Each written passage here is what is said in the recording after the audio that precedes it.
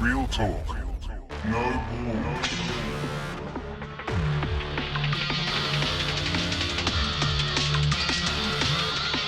Real talk. We're putting it all on the table. You know what to do. Welcome everybody. There's the camera. I always get lost. It's just there, Yeah. Braden. Camera's just there, mate. Don't worry about It's the cameras. there. Yeah. Welcome everyone. Episode 37 tonight. We're doing all right. We're doing all right. We're getting up there. We're still.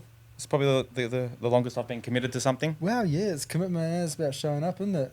Yep. It's just that consistency. We just keep showing up every week. Actually, I wrote that word out a lot today. Consistency. That's good. Yeah. It's good. We'll just drill it in, mate. Drill it in. Reps. it Get in. the reps in. Yeah. Yeah. I mean, it's good that, we've got a team though, because we can hold each other accountable, That's it. 100%. And 100%. it's all of us driving it as opposed to just one person trying to make the moves, Yeah. Yeah. But Got a guest on tonight. we do, and we're ignoring him completely right now. We're not, so we're sorry, not. mates. We're not. Sam Jones. How are Welcome, we? mate. Cheers, thank you, appreciate it. Awesome. You're Thanks for from coming on, man. Unbreakable. Yeah, Unbreakable Spirit, yeah. Yep, nice, man. And what does Unbreakable Spirit do quickly? Quickly, we trauma-informed breathwork facilitators, 9D breathwork, and somatic breathwork, and therapy, alcohol and other drug therapy as well. So, Nice, yeah. man, nice. Okay, so we're going to get to all of that deeper into the podcast, but we're going to you're going to tell us a bit of your life story and actually how you got there. Hey, Yeah. But- that'll be awesome. Yeah. But what is it time for? What ripped your undies? That was awkward. Wow. With the power of editing and stuff, it didn't have to be, but you made it awkward. Yeah, but this is real shit. Like, I'm gonna. People are gonna know that we fuck up. All right. That's what we do. Okay, so Now just you straight out the bat. straight mate. out of ripped your undies. Who's gonna go first? I will. Okay, you go. You 'Cause told me I've today got you had one. a ripper. I did. Okay. It better be good. Okay, so there's two, but I reckon they're the same people. Okay, there's two things, but they relate to the same person. Okay, so people who don't put their fucking trolleys in the trolley bay Yeah. at the supermarket fuck. or the shopping centre Pricks. Yeah. does my fucking head in. Not only because it's kind of like you're just being lazy, but you're also like, you're parking your trolley somewhere that makes it awkward for other people to use the facility, right? Yeah. And then I reckon that same person is the same people who won't put their rubbish or their trays away at a McDonald's or a Hungry Jack's or man. KFC or something. They'll just leave all their fucking mess on the table for somebody else. Those to days are take. gone. Those But- days are gone. I even clean up myself after when I'm at a cafe. Oh, of course. 100%. Why wouldn't you? Like, I know there's, cafes and restaurants are a little bit different, but fast food, man, like, Just they're understaffed, under fucking paid. That's like, it, yeah. they're not there to fucking clean up after you. You're an adult. Fucking But do your shit. do they still do the trays with the paper on it so it just slides off? I haven't seen that for a while. Nah, probably not. Well, bring it back. I don't know. Bring it back. But, just a little bit of common decency, really. Put your trolleys away, put your fucking fast food fucking trays away. 100%. Easy. Yes. Easy. Yep. You know? And if you're one of these people that do it, teach your kids not to do it so that they don't fucking grow up doing it. Break the habit. Break Yeah. the cycle. Break the habit, Break the break the chain. cycle. Break the Yes. chain. That's it. Well, I'm going to do mine because I'm All right. going to give Sam a bit more time. Yep. If you haven't thought of one. I've got one. Okay. Gnocchi. That ripped my undies. What? Yep, gnocchi. I was going to I don't know. I think I might have even voice messaged you. I tried making Lars her favourite dish. Oh, gnocchi. Yep, gnocchi. Gnocchi. Gnocchi. Well, however you say it. GNOCCHI. I think it's got a double C in there, maybe. Yeah, it does. Yeah, Yeah. 100. Yeah, it does. Yeah. Anyway, that one big bastard potato that didn't cook properly, Oh. it ruined everything. Ruined everything. It was just like Yeah.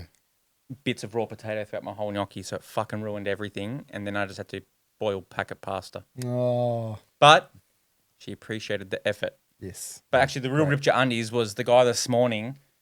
Oh, I don't even know my roads properly. Anyway, when you got the lights for merging on the freeways? Yeah, Right. yeah. I understand when there's no one there, people go through it, right? Yeah. But there was a whole bunch of people in one lane and a couple in the other, and this dickhead from like 6-7 cars back, pulled out, and then gives me attitude when I'm doing the right thing, waiting for the green. Then he cuts right in front of me, and we're banked up anyway. I'm like, well, what's the rush, dude? Mm. Anyway, they rip my undies. If It's that's go- what, and you know what? You know why? Because he's more special than you, bro. Yeah, it's true. He's way more special He's than got you. places to be. Yeah, that's right. But the fact that that's the only thing that's ripped my undies, It's a good week, mate. it's a good week. Yeah, So well, it's a good so week. far. Yeah. Yeah. But Sam, Mine actually sort of falls on the back of yours. Yeah, okay. Mate, went to Kmart today. There was one car park left. Went to pull in it, and there's a shopping trolley oh, there. dude, Mate, I was filthy. what I'm Yeah. talking about. And then man. I was like looking around for another car park. I knew there wasn't any more, so I was like, so I had to get out, Yeah. move the trolley, and then drive in. Man. oh yeah, that I is. was like, mate, I was See, like, man? really? Yeah. Like, out of everywhere you place a trolley, you place it right at the end of a car park. That's Yeah. right. It Yeah. just doesn't make sense. Yeah. Yeah, and you know where one of the worst places for that is? Scum. Bunnings. Oh, yes. Bunnings, that happens With there. those big long trucks. Yeah, Yeah, man. yeah. Yeah. And then sometimes you don't even realize that it's there, and you're like halfway through the park, and there's people behind you waiting to go around. And you just I go, made "Fuck." mention of that because the other night when I went to my local Coles, there was literally like fucking shopping trolleys everywhere. And it was just like, honestly, man, like it's fucking not the lazy. trolley, it's not the trolley boy's job to go and collect them from around the car park. He goes to collect them from the trolley bay. You know what I Yeah. mean? Like Yeah.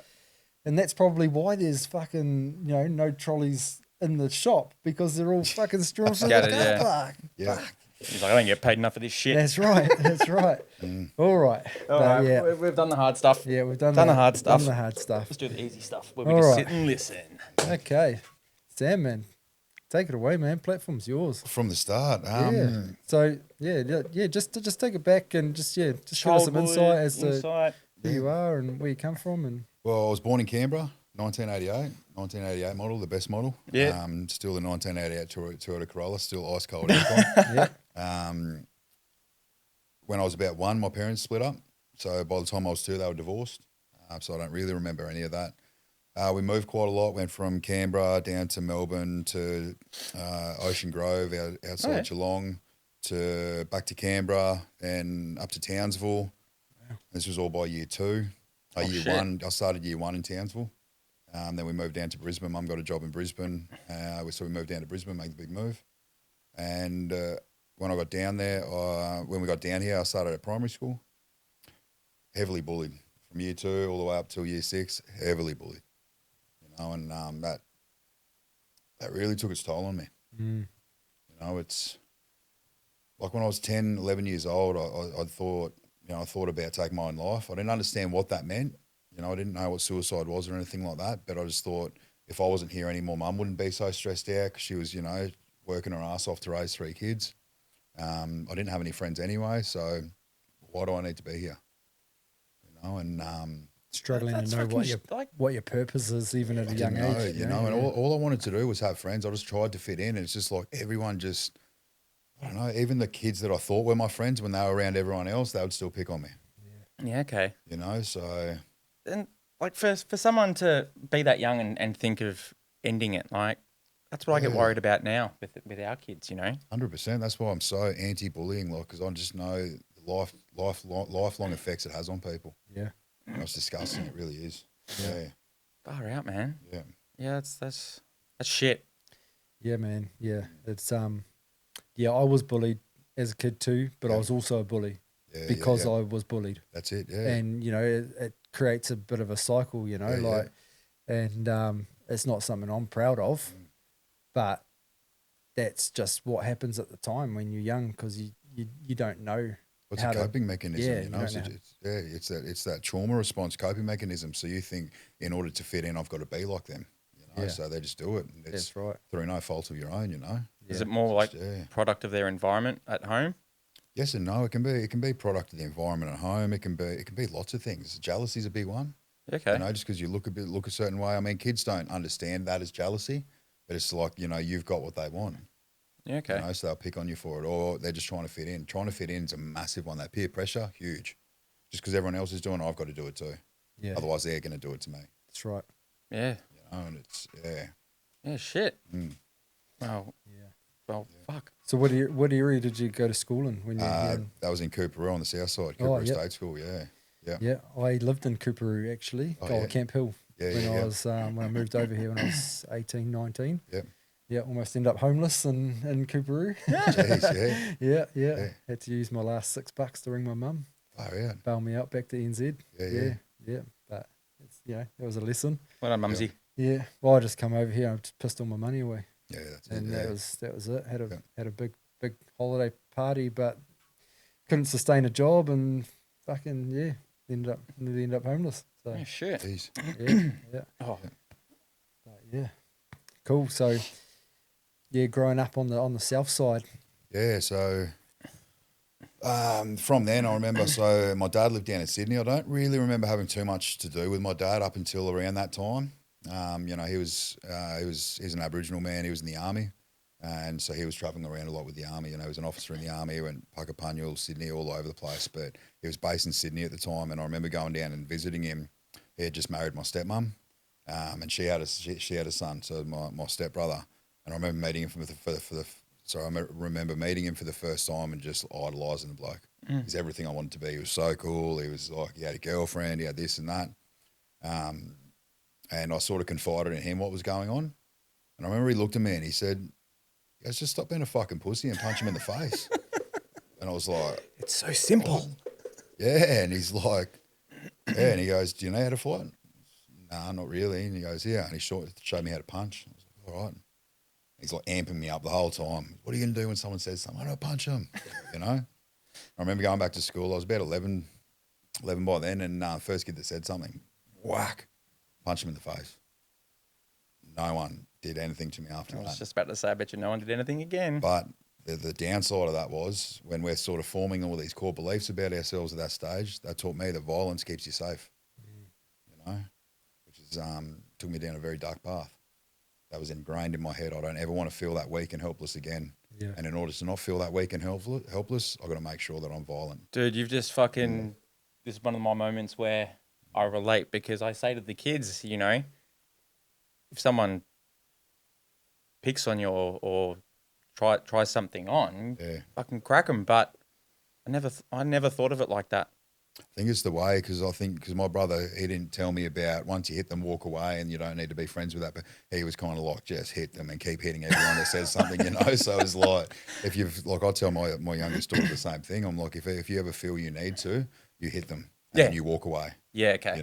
You don't do anything after that. You just that one thing. Don't keep going. Just hit them and walk away. Right. If you talk to them about it like that, a little bit different. Yeah. Well, that's what I say. I'm like, if you're gonna do it properly. Once, and then, but you don't, once they're down, you don't kick them or do anything while they're down. It's a form of self, it's just, then it doesn't become self-defense. 100%, yeah. And it's also that, kids, if you teach them to hit them and just walk away that first time, it's kind of like then everyone else is going to realise that. They know that, okay, well, he didn't go on with it, but at least I don't want that to happen to me. Yeah. And it builds enough self-confidence in the person that's getting bullied that did that to go, okay, well, I know how to handle myself. I can do this if I need to. Yeah. If it's done in the correct way. Yeah. I'm a massive, massive believer in it. So, well, the chances are, mate, they're going to get stepped up to, aren't they? 100%. Really. Yeah. And I Cobra Kai, mate. Strike first. Yeah. Strike first. If you feel threatened and they're in your face, mate, don't wait to get hit. That's it. Yeah. Because the chances are that person isn't going to stop when you're on the ground. Yeah, 100%. Like you see it so many times these days. What was that? The two teenage girls fighting recently. Oh, down in Maroubra, in Sydney, I saw that. Yeah, and they were just going at it like animals, man. It's just fucking savage. It's just like, well, just stop. Once you're on the ground, game over. You know what they should do, and I'm a massive believer in this, they should bring boxing into schools and start teaching all kids boxing. And then so if you've got a problem with someone, they can have a proper ring there, bigger gloves, even make custom ones that are bigger than the 16-ounce gloves. You guys have an issue? All right, lunchtime, you get 30 seconds in the ring. Guarantee you, none of them will have the balls to do it. Yeah. No one will be game enough to pick on someone else because everyone knows how to fight. Yeah. Just get on with life. That's right. Yeah. Yeah, there you go. Yeah. I'm going to put a letter to McDowell State School. Get them a boxing ring. They'll sort their shit out. And we do a charity drive. They do a charity drive. Yeah, but then with all that though, with boxing and martial arts and what, it's all self-discipline as well. So you're getting bang for your buck.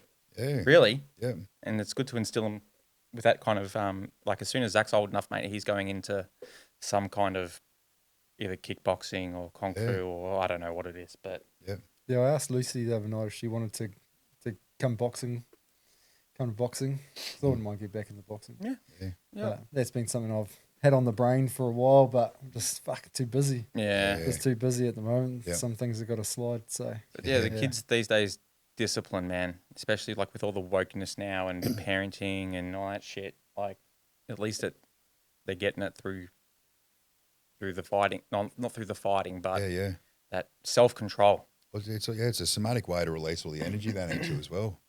Yeah, You know, it's just all the anger they've held on to during the day when all the words they can't say when they're hitting a bag, they can get all that stuff. Yeah, out. Zachy's got a little ball on a spring loaded thing, and he's out there punching it, and That's cool. yeah, man, he loves it. Yeah. He loves it, man. He's all about it. He was gutted the day that I took him down to do Jeet Kune Do down in Brendale, and because he's quite big for his age, they thought he was 8, and I was like, no, man, he's only just turned 6, and they're like, oh no, he can't do it. Dude was devastated. Oh, Yeah, because we were talking up Bruce Lee. yeah. He thought he was going to be Bruce Lee. Oh.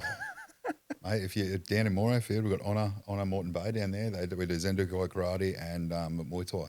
Yeah? This kid's 5, 6 years old there. Yeah. Oh, man. Michael, the guy that runs it, great guy. He's 2nd degree black belt or 3rd degree black belt. Yeah, okay. Yeah. But there's lots of little kids there learning how to beat Bruce Lee and Jackie Chan. Oh, shit, man. I'll have to cool stuff, grab the details after this, man, because he's definitely keen for it. Yep. Yeah, fucking oath. Sweet. Yeah. I've learned a little bit. that's all right. That's all right. Yeah, I'm trying to get Lucy back into karate too, because she's a lifetime member once you sign up with MF. Oh, yeah, karate. that's exactly And it. Yeah. so, trying to ease her little mind, get back in there, because she was doing really well. But it's I just let the kids do whatever they want to do. Really, Yeah. you know, Yeah. they got to be into it. Yeah, They got to be into it. So, Yeah. yeah. So you find yourself in intermediate sort of now. You're kind of into this sort of, I guess, this mindset of like, I'm going to use violence to look after myself and whatnot. So how did that path take you into high school? Not a good path. You know, by the time I was 12, 13, it introduced me to drugs, you know, because the only people that I was hanging around with were the other kids that were doing the same thing, you know, and they were doing drugs. And I remember the first time it was at, do you remember there was a place in Cooperoo called the Myer Centre, or the big Myer building? It used to be there. Now it's like apartment towers and stuff like that. I smoked weed for the first time behind there. And it was the first time in my life I wasn't sad. I didn't have all these crazy thoughts going on in my head. So it wasn't only that the violence kept me safe, that taught me I could suppress all my emotions. I didn't have to be this, you know, sweet, sensitive, caring kid that I was. I could push all that stuff down. I never wasn't that kid again for a long, long time, you know. And the drugs made me realise I can be happy and I don't have to have these thoughts going on. Yeah. You know, so then in high school, it wasn't too much longer after that. I was introduced to speed. So I started on the speed. And it's funny, you know, being 14 years old on the speed, there's not much you can do. So you know what I did? My maths textbook. Yeah. Mate, I remember smashing that out. I smashed that whole thing out. And you remember how thick the maths textbook used to be? I smashed the whole thing out in about 3 months. Yeah. You know, But did you get it all right though? Mate, that's why I don't know if it was the autism or if it was because of that, but that's why I've always been extremely good with numbers. Yeah. You know, yeah. Oh, so, sweet. Yeah. Fucking well, credit to you, because those things, those books they were thick. Yes. Did you get the big Oh, thickies? I don't know. Oh man, they're like the yellow pages. Oh, were they? Yeah, the maths man, one was the thick proper, one. It was yeah. like, yeah. Yeah, That would I have can't used in the remember. interrogation rooms, mate. I wasn't really at high school very much. Yeah, So, I was kind of there, but I kind of wasn't there. Yeah. First year of high school, did really well. Second year, slipped. Third year, I wasn't going. And then I just left anyways. Yeah. I wish I had known what I know now. Oh, idiot. Would have studied a lot harder. Yeah. It's tricky when you get into drugs at a young age, because I was very similar, but I guess I wasn't really.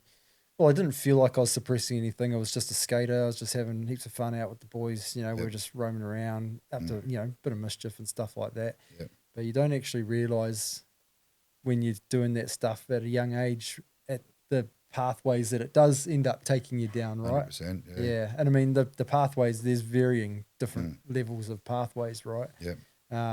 Yeah, mine was just petty stuff, petty crimes and whatnot. But yeah, it just led into other drugs, really. As I got a little bit older. Yeah. And so that was the hard thing for me. Yeah. You don't hear many people at a young age realizing that they're suppressing stuff as well. I didn't realise then that I was suppressing stuff, Oh, but okay. now I realise I was suppressing stuff, Yeah, okay. Then I just thought I was doing it because it was fun and made me happy. Yeah. Yeah. Yep. And it's just like, oh, well, when I'm using this, I'm not sad. Sweet, I'll just keep using it. Yeah. So how were you did you get hooked on it or like? Yeah, it was pretty bad on it. So just before the speed, it was mum kicked me out of home. She didn't kick me out of home. She I was causing a lot of ruckus, I got expelled from my first high school and mum's like, look, you need to go live with your dad for a bit. You're too much for me. And he was based in New York at the time. He was the defence attaché for the Australian Army to the United Nations. Oh, shit. So she's like, you're going to go live with him. I was like, I don't want to go over there. She's like, well, you're going to go. Like, it's, It's not negotiable. It's not negotiable. He's going to sort you out. I was like, okay. So I went over there and me and my dad's one of my best friends now. He really is. And got to get a bit emotional talking about that is he was just fighting his own demons at the time. He was really bad on the alcohol and he wasn't a nice dad. Yep. But he was just fighting his own demons. I can see that now. From my perspective now, I can see he just had his own troubles that he was just trying to suppress and hide from.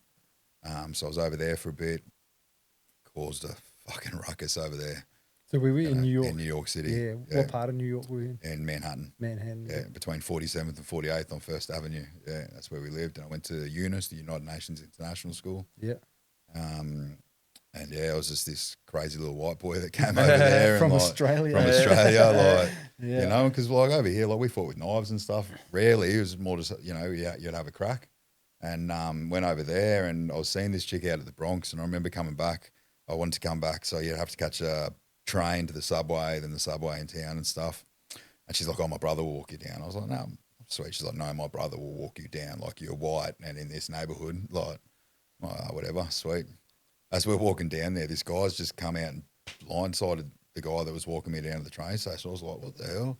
So I've started fighting old mate, and he's jumped up, and we fought. We bashed this guy. As we're walking, he's like, "Man, you're a cool little white boy." He's like, I wouldn't know any little white boy that would do that to a blood. I was like, fuck, man, if I knew he was a blood, I probably wouldn't have done that. Oh, shit. Yeah.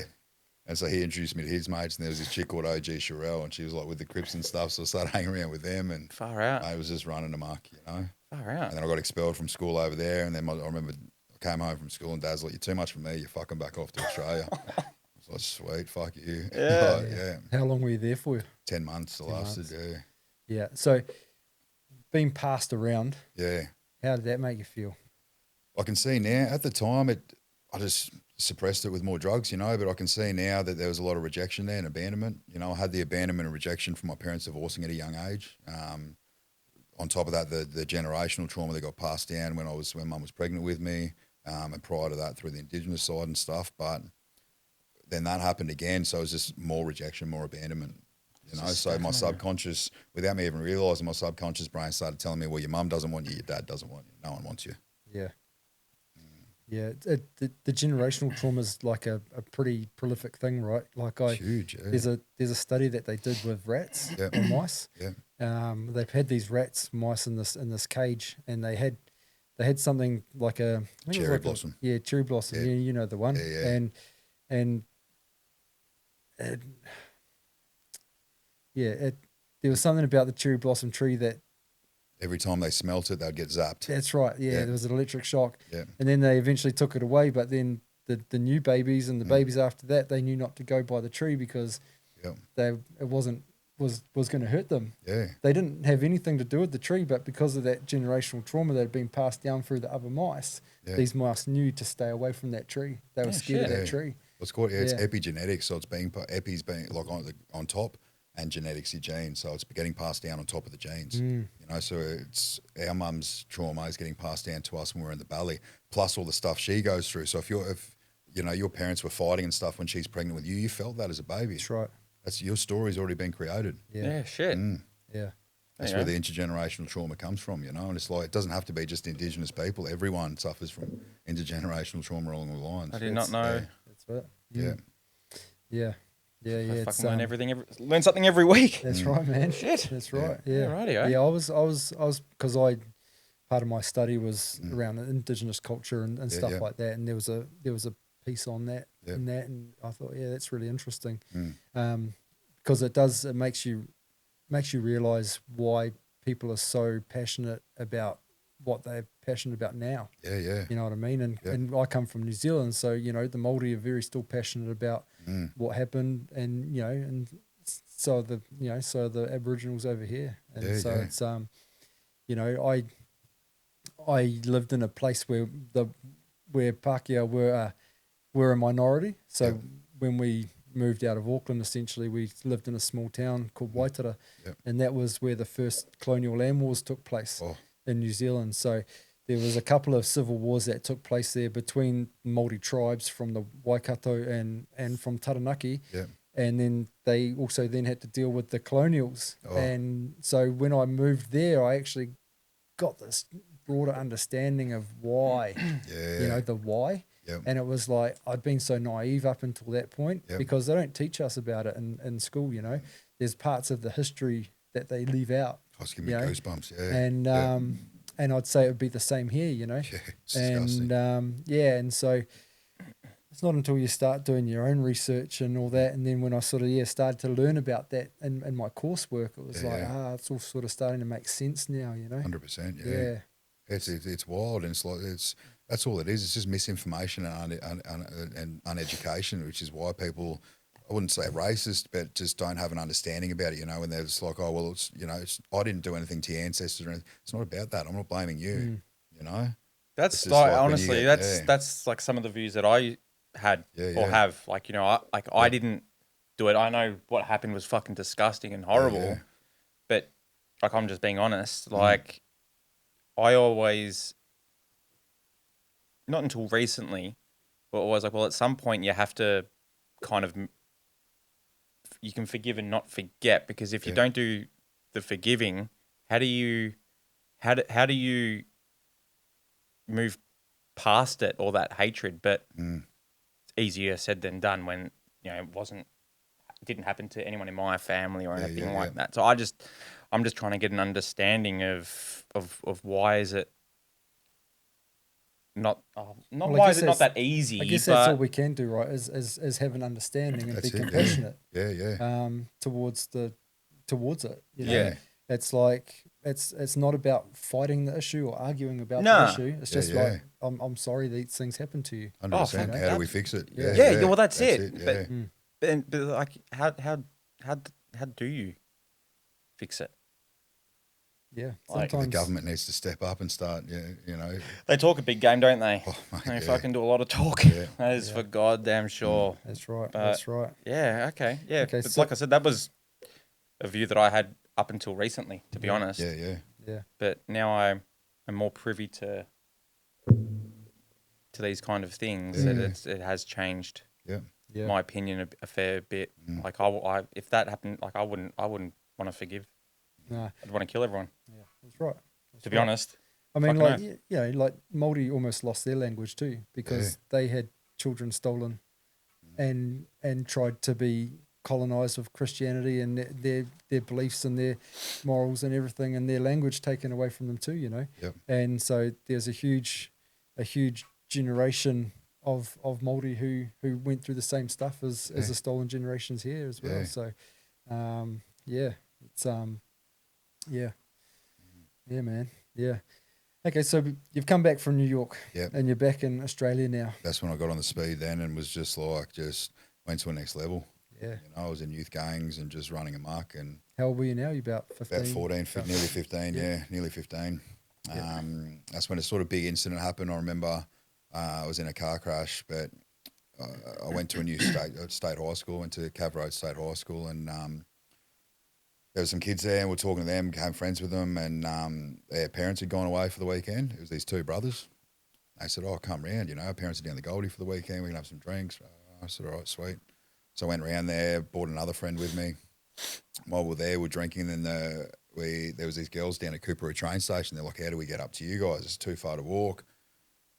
I've looked over, and my mate's, his parents' car keys are sitting there because their parents only took one card with them. I was like, and he's like, "Oh, yeah, okay." I said, "We'll come pick you up." Anyway, so we've jumped in the car. It was one of those old Volvo station wagons. We drove down. I drove down there. Then my friend's like, "Let me drive back. I can drive." Right? And we're all drunk. We're kids, you know. As we got down there, though, all the seats were taken. So these girls were like, "Where are we going to jump?" Jump in the boot. Flick it open. They've jumped in, and as we've taken off, my mate's gone around the corner, and he's like tried to fishtail, and bang, crashed the car. I was like, fuck, so I'm sort of like trying to come to. It was a pretty big crash. I've jumped out of the car and I've run around the back, and there's these girls. They didn't close the boot properly. Oh, no. And the boot's flung open, and all the girls had fallen out. One of the girls hit the back of her head on the corner of the pavement. Yeah, and there was shit everywhere, and my mate's going, "Fuck, what have I done?" He's screaming. I still remember the scream to this day, and I was that close to going to juvie. I was like, I hate to say it now, but I hit the leg. See you later. I ran all the way up to Loreto College, which is a big mission from where we were down near Cooperoo train station, and hitting a train for hours.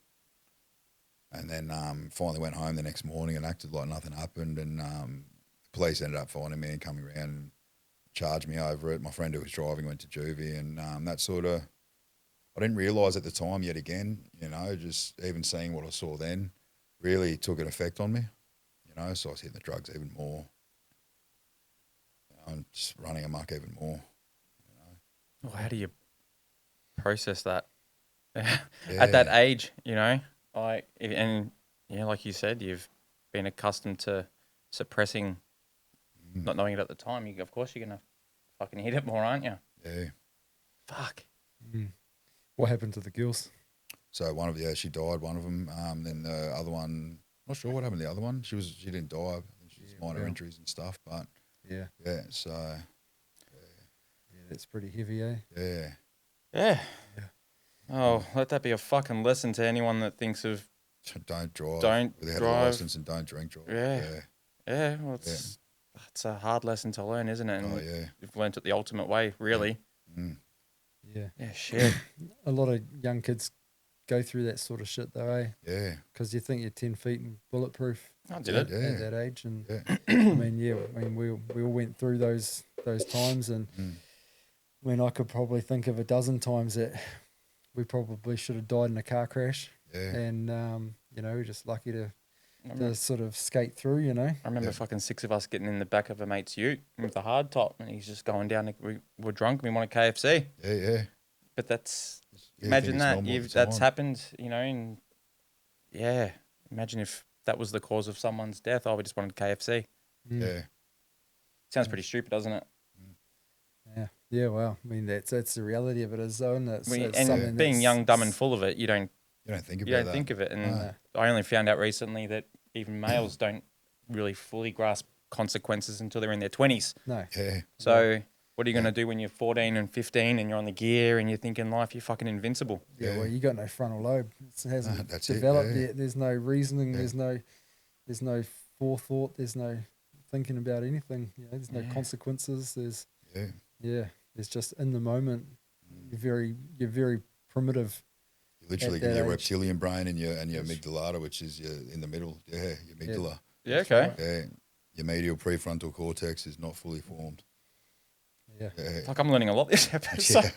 Oh, well, that's why you get. I love doing this, man. This is awesome. That's why you get young guys who are really good at like extreme sports. Yeah. Because there's no fear of the consequence. There's just the ambition and the drive to succeed and do the thing that they want to do.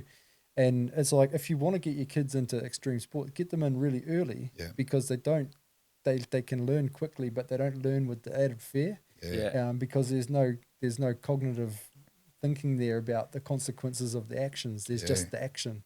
I guess that's why I'm like, Zach, don't go up so high. You'll drop, mate. If you drop, you break your arm. No, encourage it. Yeah, no, I will. You know, there's actually a F1 driver, Fernando Alonso, who, while on track, he would deliberately go more aggressive against the drivers with families and kids because they're going to back out. They have kids to go home to.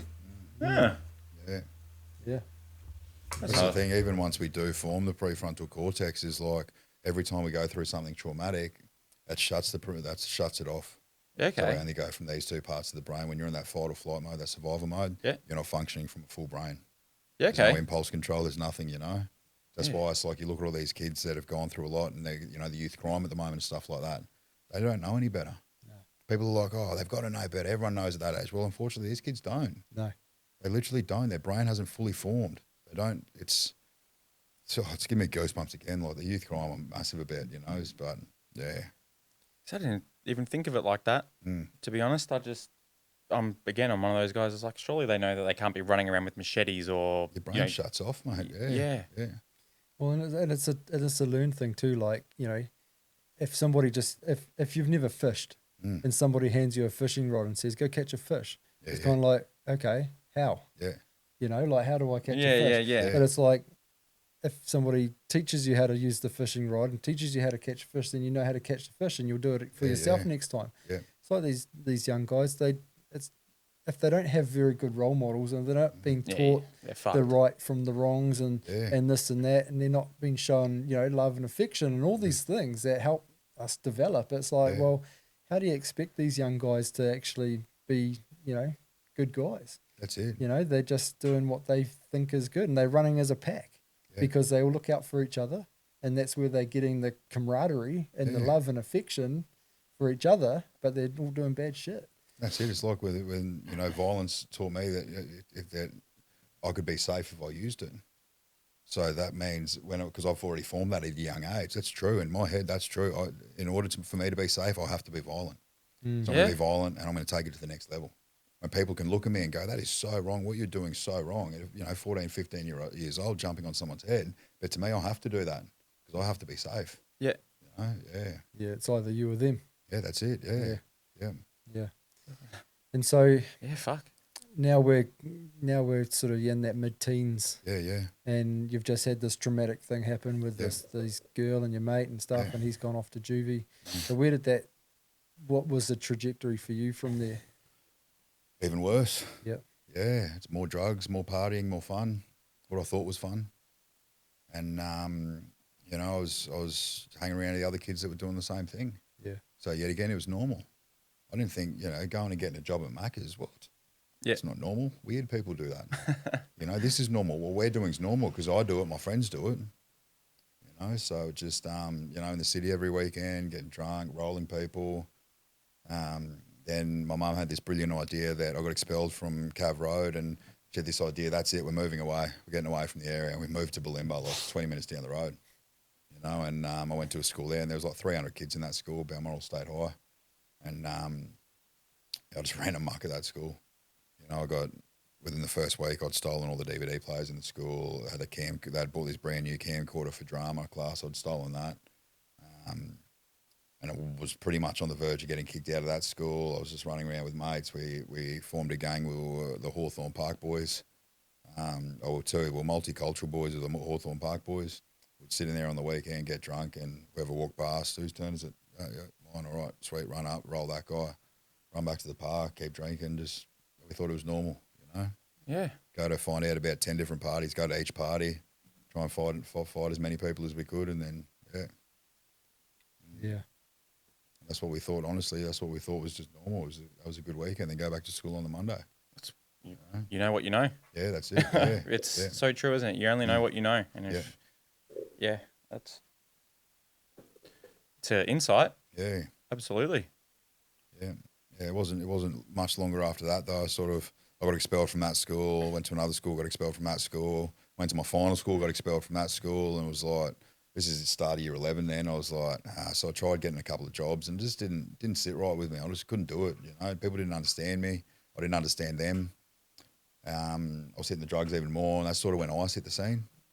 And because I was on and off speed, and I remember having ice for the first time, and I was like, whoa, like made me feel like Superman. It was like I didn't have to think about anything then. Like I had no thoughts. The only thoughts I had was just I'm happy and let's party, like. The only emotions I showed was happiness and anger. But that had been like that sort of for a while at that stage. And I remember when I was about 17 and I came home from a party once, I had blood on me, it wasn't my blood, and Mum was there on the balcony just bawling her eyes out. She said, I can't do this anymore. My mum, I love my mum to bits, man. My mum, she's the coolest lady, like she's honestly an angel. And I broke down to her and was like, fuck. She goes, I'm finding a rehab for you. At what age? Like 17. Yep. Yeah. I was like, okay, yeah. See how it goes, yeah. How do you process that at that age? Like, I didn't. I just thought, you just go, I'm not the problem. Like, did you know that? I sort of knew that ice was sort of not the best for me. Yeah. But I just thought it was just the ice. Yeah. So I went to rehab and Mum found this under 18s rehab for me to go to over at in the Gabba there. And I went there, did my time there and got out and thought, no, went back, still smoked weed, still on the weekends was getting on the pills, getting on the coke, all that kind of stuff. It wasn't long after that girl that I was sort of seeing on and off with was told me she was pregnant. Yeah, so I was 18 at that stage and I was like, okay, like, fuck, what am I going to do? Yeah. And so I got a job selling cars, been a car salesman, thought I could do this. And then just before I turned 19, I just turned 19 and my daughter was born, my oldest daughter, Isabel, yeah. But I was a kid. Yeah. I was a kid with a kid. Yeah. Yeah. Babies raising babies. Mate, it's like, it was wild. How did you deal with, I'm probably jumping the gun here, but like the pressures of a dad or being a parent at our age is fucking hard enough. Like, Still, how did you? I didn't grasp it fully, Yeah. I just had to lean on my family, lean on my mum, lean on her nan on her other side, and I was still partying every weekend, but I was trying to be present, but I didn't know how to be a dad. I'm telling you, I still remember the first time I picked my daughter up, and that was the best feeling I've ever had in this world. That was like, man, that was magical. It was like that unconditional love just went. Yeah. I went, fuck, I'll protect you till the end. It's the moment you realise what real love actually is. Eh? Oh, yeah. Yeah. Yeah. Yeah. That's why every time now I've got friends who have babies and I'm like, mate, wait till you pick them up for the first time. Like, cherish that feeling. Yeah. Yeah. Yeah. Yeah. I don't, to be honest, I don't think of that part too much. But now I'm thinking about it, yeah. Yeah, it's like, fuck, I remember that. And it was still, but I was still a kid though. I still wanted to party. I still was fighting my demons and stuff. And I was still trying to do, that was when I started sort of really trying to do the right thing. Yeah. When she was born, I was like, fuck, I've got to try and do the right thing. So I was partying, but, the violence and all that sort of stuff kind of fizzled out for a little bit. But I just had these uncomfortable feelings inside of me. It's like suppressing them. Like I was suppressing all this stuff that I've been suppressing for a long, long time was starting to bubble up, I was like, I don't like this. So I kept trying to push it down through partying on the weekends. I was a bad womanizer.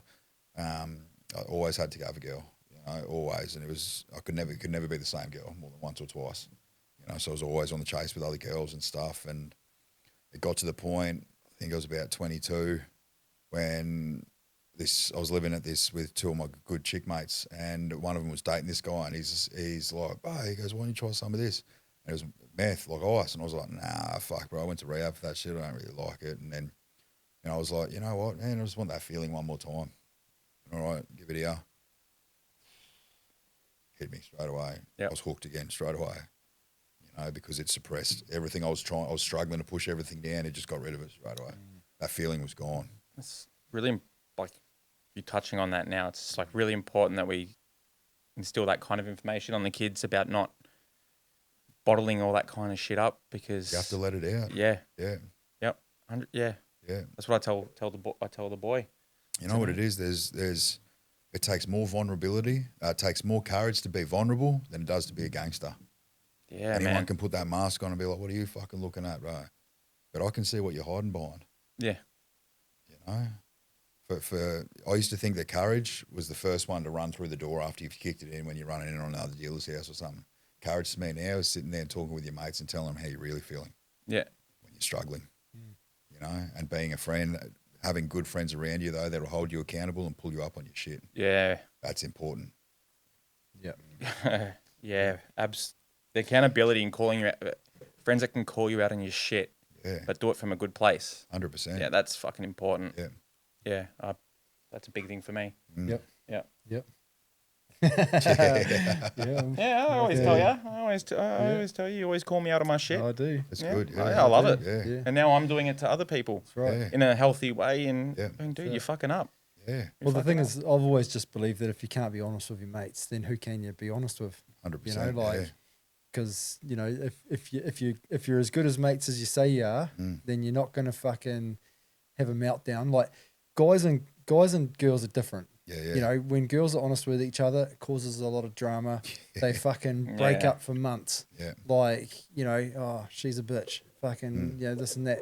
But dudes, it's different when guys tell each other how it is. It's kind of just like, oh, it kind of puts you in your place, stops you in your tracks, and then you fucking you bro out a little bit and you move on. That's it. Like, it's It also weeds out the ones that aren't your friends as well. that's Yeah. right. You know, that's when you realize Yeah. that you're growing. Yeah. Yeah, and I guess, like, you know, I haven't always been like that. It's taken a long time for me to grow into that person because, you know, growing up, I kind of didn't feel like I had much of a voice within my friendship circles a lot of the time. Like, I wasn't, you know, I wasn't sort of the alpha in the group. I kind of, you know, wasn't really the leader of the pack or anything. It was kind of, and it was like, wow, you know, I didn't really feel like I could speak up sometimes because I wasn't heard if I did anyways. But yeah, as you get older, it kind of, it's not about not caring, but it's about becoming more comfortable with who you are. That's it. And so it was like, the older I got, it was like, and the more friends I lost, it was like, This is exactly what he says, mate. Yeah. Uncle Tony. Yeah. It's exactly what he fucking says. We and the should more friends I listen to you lost, more. it was just like, I actually genuinely will just start speaking my mind now 100%. because it's important. Yeah. And it's important to call it out how it is. And yeah, if people know that you're coming from a good place, then that's important too, you know. Yeah. It's not, I'm just having a go at you for Yeah, the sake of having a go. Yeah. Like, I'm having a go because I care. That's it. Yeah. Yeah, mate, I'm worried about you. That's What you're it. doing's not right. Yeah. You know? Yeah. Yeah. And there's been plenty of times where I should have spoken up and I didn't, you know, and you can only learn that upon reflection of those times later in life, you know, as you have grown. Yeah. We call them references. Yeah. Yeah, that's it. I learnt about that today. Did you? Yeah, in my book. Oh, yeah. Yeah. Yep. But yeah, so 22-ish. Yeah, so Kid, back on the ice, and it's that sort of catch-22 when you get it when you're in addiction, but you don't want to be in addiction because it's like, I need this to be happy and to suppress all this stuff, but I don't want to use it because what I'm doing, my daughter needs me. So then I've got to use more to forget about what I'm doing in that side of my life. You know, whatever addiction it is, it can be anything. That's generally what happens, you know, is the shame and the guilt that comes with it. You got to use more and more and more to get rid of the shame and the guilt and all those feelings you were suppressing in the first place. You're double downing on it. Double downing on it, you know, and I started hanging around rough people again. I was hanging around, you know, different clubs and shit like that, and I was just running amok, mate. Home invasions, fucking whatever, stolen cars, shootings, all the above. Like, I was not a very pleasant person. I was chaos. Someone said that to me recently. They said, "Well, you were chaos." Like, I was absolute chaos. Wherever I went, there was chaos. Yeah. You know, and I was still present as much as I could be for my daughter, but that life took me away from her quite a lot. Okay. You know, and that killed me. That really did. You know, me and her were like that, and slowly we started going like that. You know, and every time that I saw her, it's like she never saw me use drugs, but I was high all the time. You know, so she knew what was going on. The police coming around looking for me at her house and stuff like that, and you know, she was worried. She was always worried about me. Yeah. So, it would have been a hard thing for her. You know, she was 4, 5, 6. So she And then, like, would she have like really known who Dad was? Like you said, if you were constantly using around her, yeah. like she never would have had that real sense of. She, Or like even- you know what? I take that back because Yeah. that's just who you were at the time. That's who I was guess. at the time, and it was like even she was still my peace. If that makes sense, you know, it was like whenever I was around her, even though I was high and stuff, it was that one time where I could just fucking be even happier. You know, it was that natural happy. Be dad. Yeah, I could be dad. You know, but I was distant. I wasn't present half the time. I was on my phone, always looking over my shoulder, stuff like that. And you know, someone would message me, "Fuck, sweet, I got to go. I'm sorry." Like, I can relate to a bit of that recently. Absolutely, Yeah. like thinking that it makes you. Well, to me, like, you know, I've only really just stopped weed. You know, I used to think that that made me super dad, but you realise very quickly that it's fucking not. Well, like, And then, like, you know, I used to always think, you know, I'll do it because I'm happy around the kids and they'll just remember me as being happy. But then it wasn't really about me remembering memories. It was creating memories for them. But now all that shit's out of me and no alcohol, no nothing. yeah, That you realise that you do need to make memories for yourself. yeah, You know, because that's what's going to fucking pull you out. You know? well, like I said in the podcast we did when I talked about my sobriety, it was like I didn't want my kids turning around one day and saying, "Why Yeah. did you have to be stoned around us all the time? Yep. yeah, You know, were we not good enough Yeah. for you to be not stoned?" yeah, yeah. And it wasn't even about them; it was about me. Yeah, But, that's right. but It's to them, they Yeah, wouldn't they be able don't know to the know difference. that. Yeah. No. Yeah. And so, and even though when I gave up, it was for me. That has a flow-on effect for everyone 100%. around me too. You Yeah. know. And it shows that you can deal with your shit without it. Yeah. You know, that's another good, because I'll be telling my kids that I used it. Yeah. You know, When my kids are old enough Yeah, to know, not now. I'll tell them the stories. Yeah. You but know, I remember I never used to roll or anything in front of them, but we went camping and I was like all blasé. And then Zach comes up to me and he's like, "Oh, are they your smokers?" And that's when I was like, "Oh, fuck." Yeah. That was when I was like, "Oh, I'm a bit ashamed." Yeah. Actually very ashamed of myself because I told myself I'd never prep it or do it in front of him. And then, he's Just just, become complacent. yeah, man, absolutely. Yeah. Absolutely. And then, I attached a lot of shame to that. And I think that was a really good, big catalyst. Yep. But yeah, I digress. I Yeah. forget where I was even going now. yeah. Where were we at? And so so your daughter's like 5 or 6 now, yes. and you're still running amok, and Yeah. you're still doing this, and so how do we how do we progress from there? Like, what? Another big event that sort of happened around then. This is, you know, I've been getting arrested all the time. Been going to the watch house, being let out. Going to the watch house, being let out. Go to jail for a week or two, get bail, let out, and then I got arrested. So this guy had given me a check to go cash that owed me money. He's like, he won on the pokies, and he goes, "Can he get some stuff?" And I was like, "No fucking way." And he goes, "Yeah, I've got this $3,000 check I won on the pokies. You can hold on to it. I'll come back with the money." I'm like, "Oh, well, I've got his check. He only owes me $1,500. Like, yeah, sweet." He didn't pay, so I've gone in to go to cash it into the bank thinking, like, nah, I can cash it for him. Mate, turns out he'd stolen the checkbook from the from the pub and was just writing out checks to all the dealers and shit like that, saying, "Oh, I've just won this massive fucking here, you hold on to it," and stuff. So I'm at there and the teller's like, "Oh, just be a second, hold on." I'm like, "Yeah, sweet." Next minute, there's two grassies or coppers standing next to me. Like, "Mate, come with us." I was like, "What the fuck?" I had no license and I had a hire car at the time. They got the keys out. "Where's your car?" I said, "No, I don't know." They found the car. It was across the road. Like, it's not fucking, you know, they found the car and so I went to the watch house. They weren't going to let me out, but then finally, I don't know how I got bail, but I got bail. They put an alert out on the car saying, "If you see this car, pull it over. The guy that's driving it doesn't have a license." I'm like, "Fuck, what am I going to do? I've got shit to do, you know?" So I called a friend of mine up. I said, "Brother, can we swap cars?" He was semi-stiff, you know. He just used to party every weekend in the valley and stuff. And he goes, "Yeah, sweet, that's all right." And I told him, he goes, "Yeah, that's fine." He goes, "Yeah, we'll swap cars." Oh, he knew. Yeah. I told him exactly why and that. And he goes, "Yeah, that's fine." So he came, he pulled up in his car, jumped in his car, took off straight away. He's driving the hire car. He didn't tell me he's on a late night driving restriction. Mate, so I've driven out to Forest Lake to my mate's house. I'm sitting there, get a heap of gear again, got money, got a gun in the car. Anyway, so I've left to my mate's house, and it wasn't even that far to the place that I was going, where I was going to be sleeping that night. As I've pulled down the main road, this cop car's gone past me that way. I've gone, looking in the rear view, and they put their brake lights on. So I'm like, "Sweet, see you later." I was fucking been in plenty of chases, I'll get away. Mate, so I'm on the wrong side of the road, fucking no headlights on, 200 k's an hour. It's like midnight. There's no cars on the road at this stage, like none. so that they're not calling the chase off. So I'm trying to find cars I can ram so then they have to call the chase off. There's no one.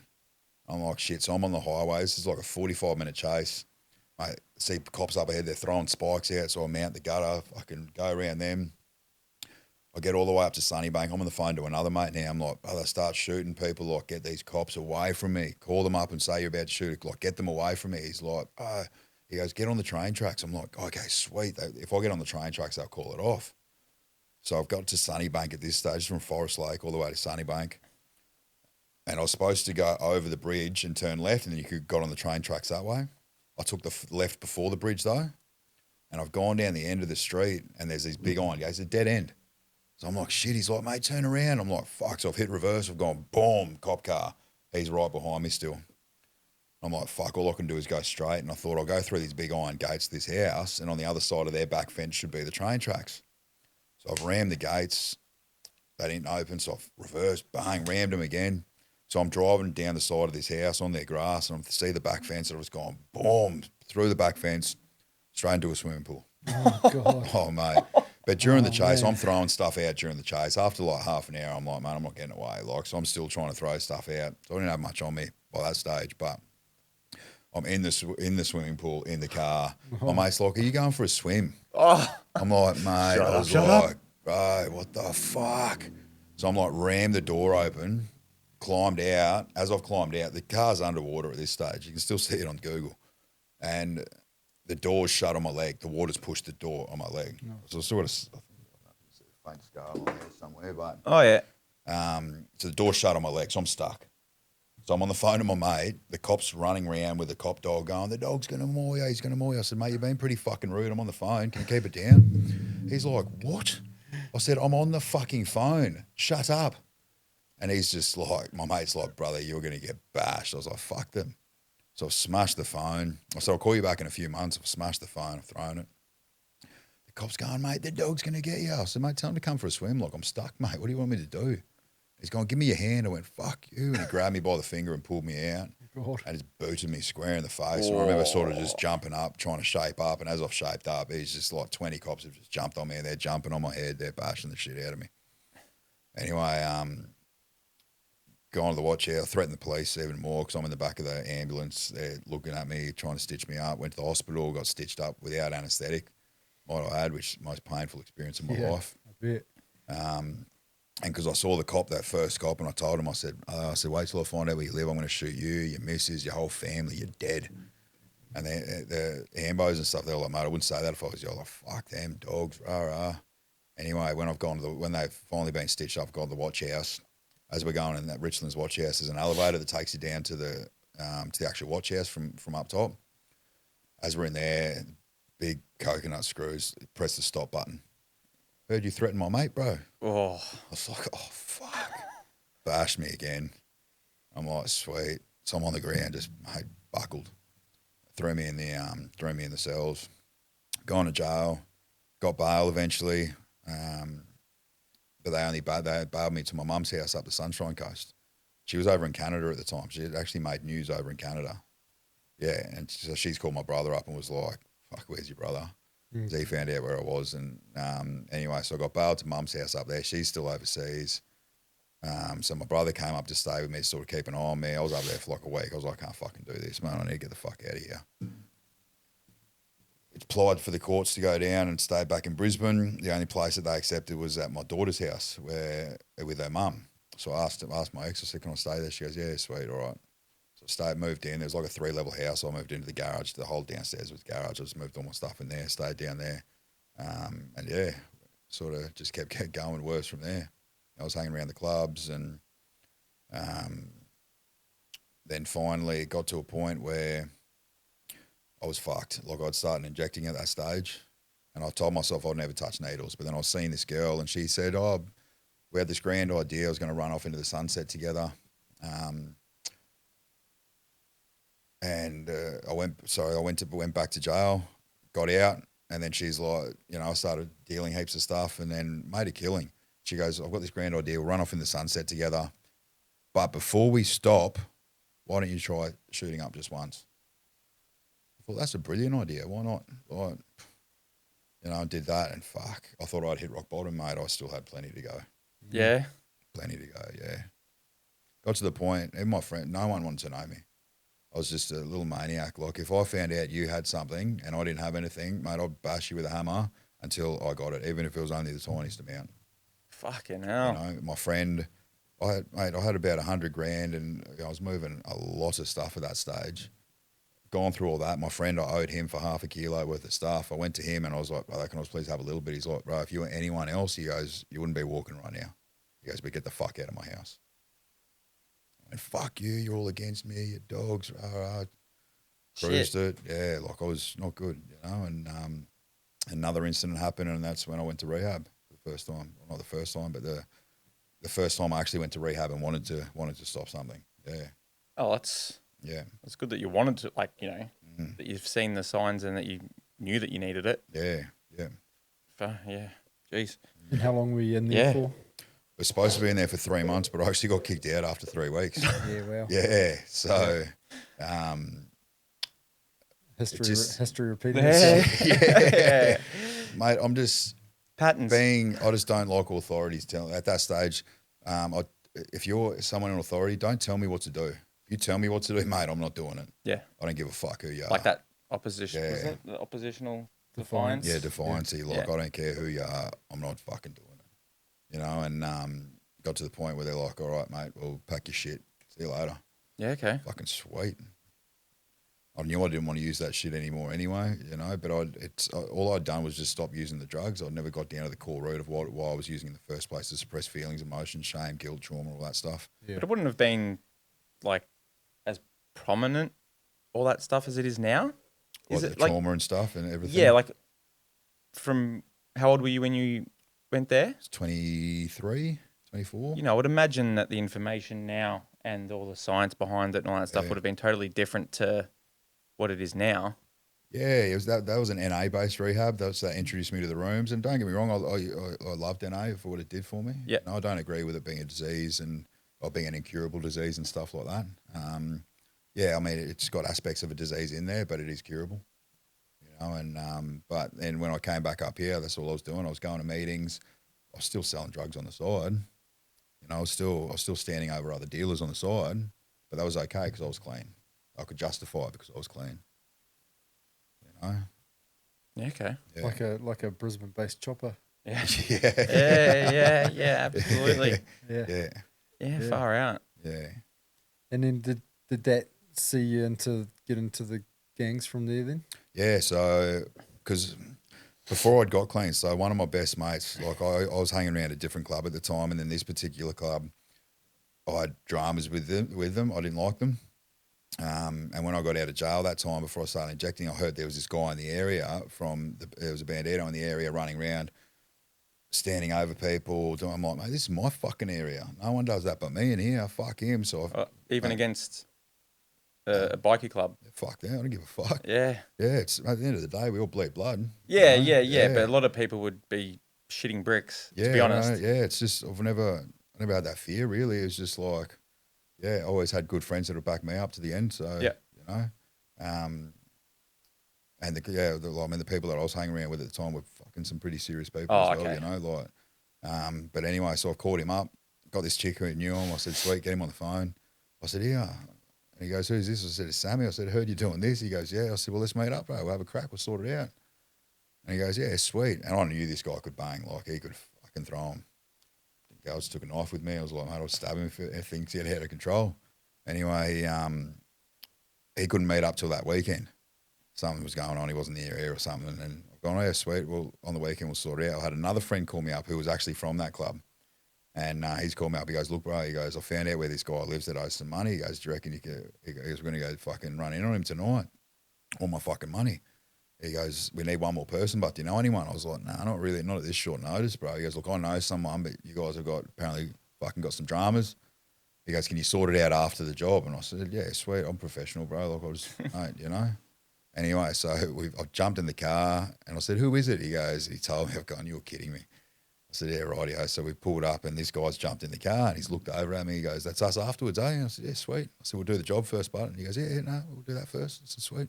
Business first. Business first, yeah. Anyway, we've gone out, done what we needed to do, and then jumped in the car afterwards, and he's sort of like looking at me like this with a smile on his face. I'm looking at him. I said, "What are you looking at?" He goes, "You're a fucking cool cunt." I said, "Yeah, you're a cool cunt too, eh?" He goes, "You still want to have a crack or what?" I said, "I don't know, do you?" And he goes, "Oh, not if you don't want to." I said, "Nah, sweet." And he goes, "Are we friends?" I said, "Yeah, it's like stepbrothers." Yep. Yeah, so yeah, sweet. Yeah. Became good mates and that. So then, yeah, when I got out of rehab and he got out of jail, he was in jail for something while I was in rehab, and then he got out and he goes, "Come to this party." And I said, "None of your mates are going to be there, are you? I can't fucking stand that." He just goes, "Please, just come. It's my birthday. Just come." I said, "All right, fuck." So I went out there, mate. Gentlemen. Everyone was there was a gentleman. You know, and they loved me. It's like, "Fuck, mate, you're a cool kid, rah, rah." I could see what they were trying to do, and I was like, "Nah." Anyway, then he asked me, he goes, "Mate, it'd be an honour if you'd prospect under me." I was like, "Fuck." I said, "Bro, I'm not a prospect, bitch." And he goes, "Nah, look, everyone knows who you are. Everyone knows, you know, you got mad respect and stuff. You don't have to do any of that shit if you don't want to. Like, you know, you still got to work the bar and stuff, but that's a good way of meeting people." I said, "Yeah, all right, fuck it, you know, why not?" Yeah, went on under him. Yeah. Yeah, okay. You've gone from wanting to kill each other to Yeah. being his prospect. Yeah. Yeah. Oh, that's interesting turn of events. Yeah. Yeah. Yeah. And so now you're in the you're gang, yeah. Yeah, and it was now kind of you're like, in. it was that brotherhood that I'd fucking always wanted. So That's tell us about a bit of a misconception Yeah. about the gang life. Like, you know, the normal person out there, you know, all they see is Sons of Anarchy. you know, crime and, you know, violent people, whatever. But what's a bit of a misconception that people would have when it comes to gang life? Look, an older member told me, like when I was in the Bandits, he told me, he said, "Banditos don't commit crimes. Some members do, but banditos don't commit crimes." And I never knew what he meant, you know, until I met some members who were just there for the brotherhood and stuff like that, you know. And I shouldn't say that it's not a good brotherhood. I shouldn't say it like that. It's a false bravado brotherhood. Because they'll turn on you just like that. Same moment they bring you in, they'll turn on you just like that if they have to. Really? Oh, yeah. Wasn't it? If you do the wrong thing, even though, mate, I'll call you brother, but if you do the wrong thing and the higher ups tell me I've got to get you, then I've got to get you. You know? So like, it's one of my moments. I'm trying to word it. So you don't like at this stage authority and whatnot and laws, and I'm assuming laws, Yeah, yeah. right? But what's the code? Like, is it even stricter? Oh, mate, the rules like that. I went off once. So we're supposed to be 1%ers, live outside the law, and we've got a rule book. Yeah, well, that's What is that bullshit? Fuck your rules. Yeah. Right. So you've gone from just like police law Yeah, to something even more yeah. codish. Yeah. Yeah, but I think that's the biggest misconception is like as a club, they don't commit crimes. They don't, you know, if I'm going and committing crime, I'm doing that by myself. It's got nothing to do with the club. Rightio. You know, so a lot of people will see that and they see, well, you're joining a club just to go commit crimes. Well, it's not that at all. Yeah. Yeah. Okay. So you're in. Yeah. You're prospecting. Yeah. I want to talk about it without, like we said, about making it sound glorified. But Yeah.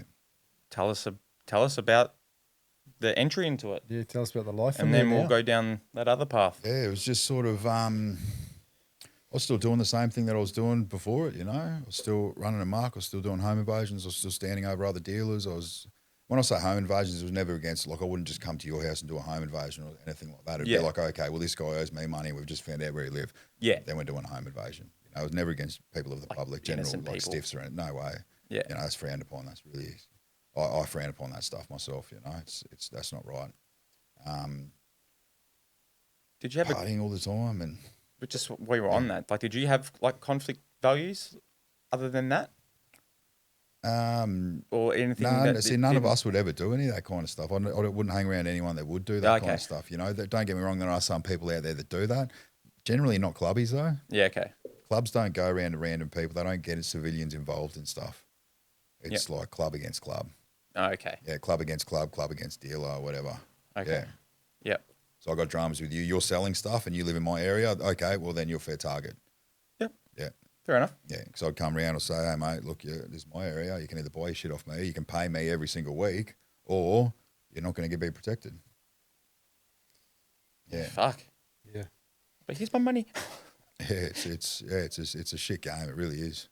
Yeah. That's what a lot of people don't realise. They just think, oh, man, I'm just selling drugs. I'm making money. Look at the money that I'm making. It's all well and good till someone's knocking on your door. And what are you going to do? Yeah. You know, now you're putting your family in jeopardy.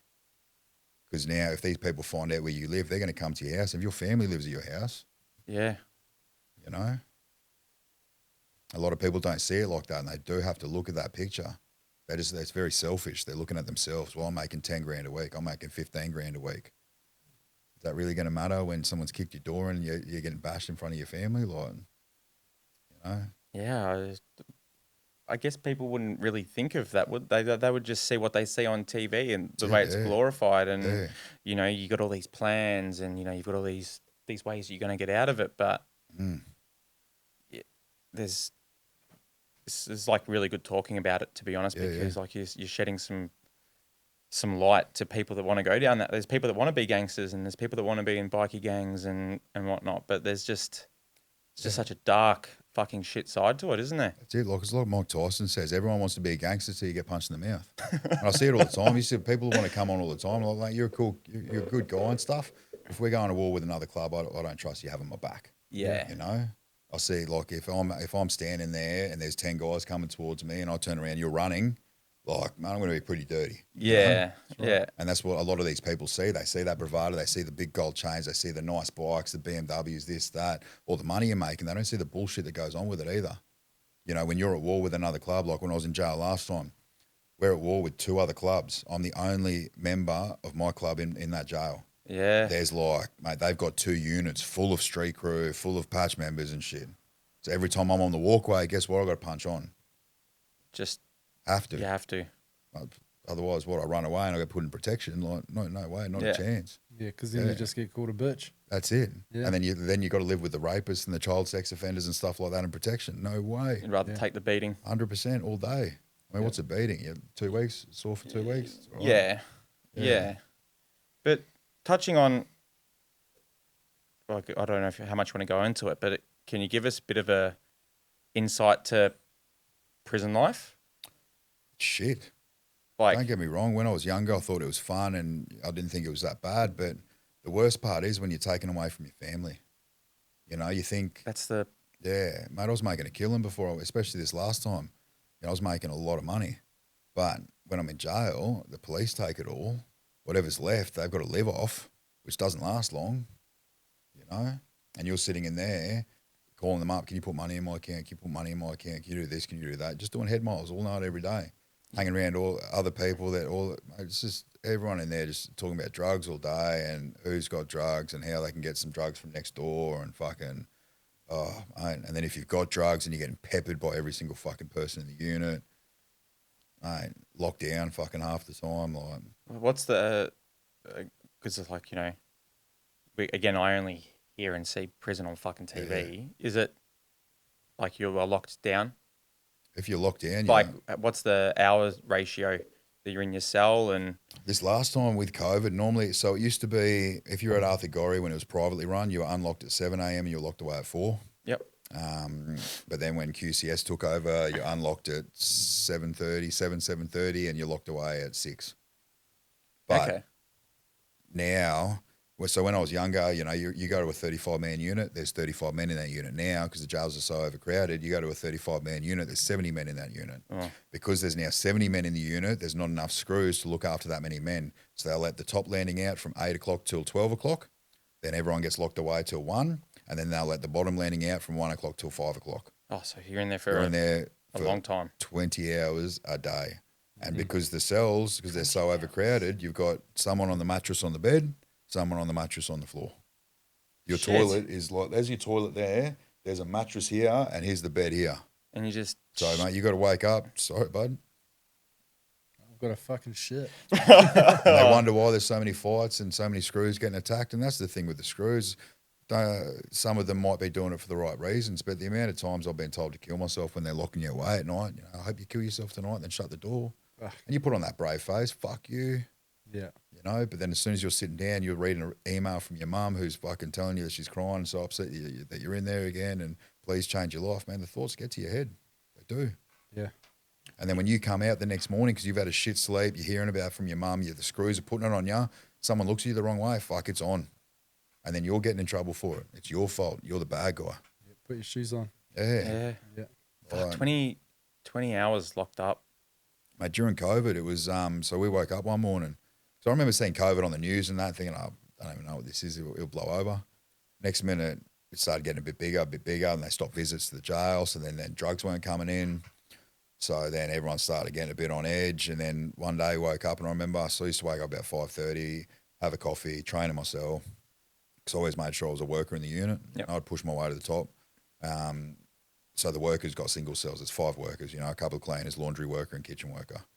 And you got the single cells. That was it. Everyone else doubled up. So I always made sure that I was a worker. And I woke up one morning, trained, and I'm like waiting. Screws hadn't come around and done count yet. They normally look through your window and count everyone before they do unlock.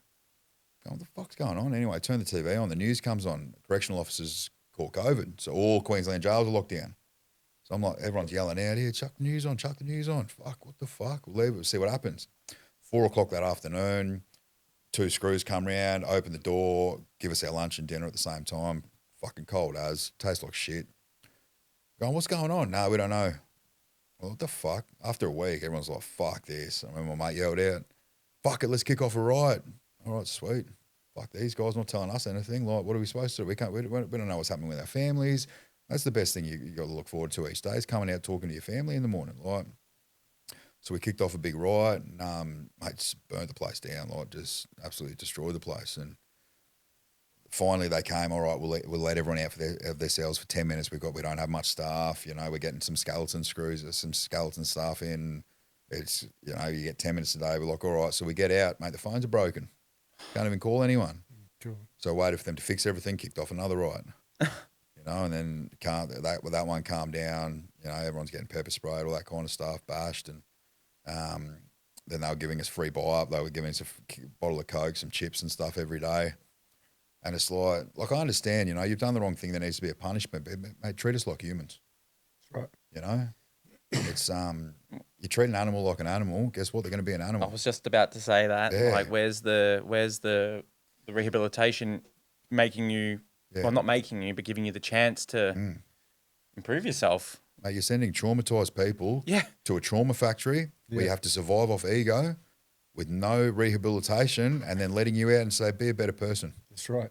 Fucking what? Yeah. Fuck you. Yes. Yeah. That's why I'm so passionate about it, because there's not many people get the same chance that I got. So it's like, man, I would love to help as many people coming out of jail as there is. Yeah. Yeah. That's all they need is a chance. That's right. Yeah. Yeah.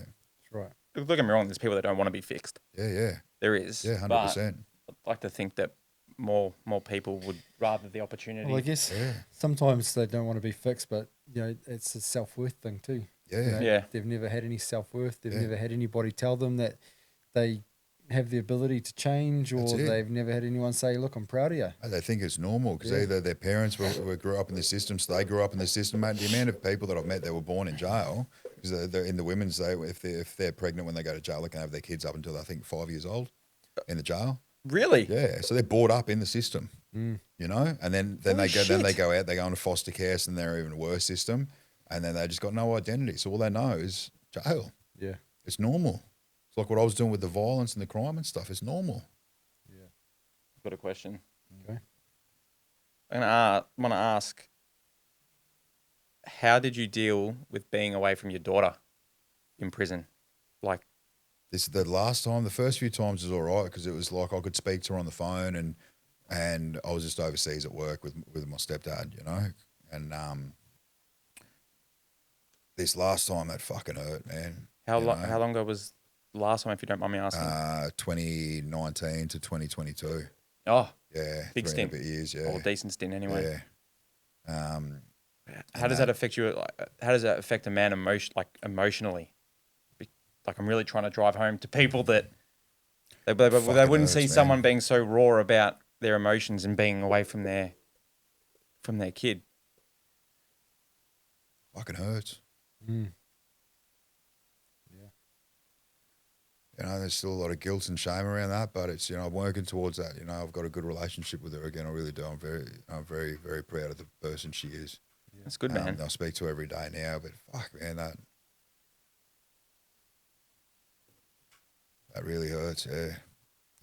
But yet again, while you're in there, it was like before I went to jail that last time, like I went to jail, then I got Supreme Court bail.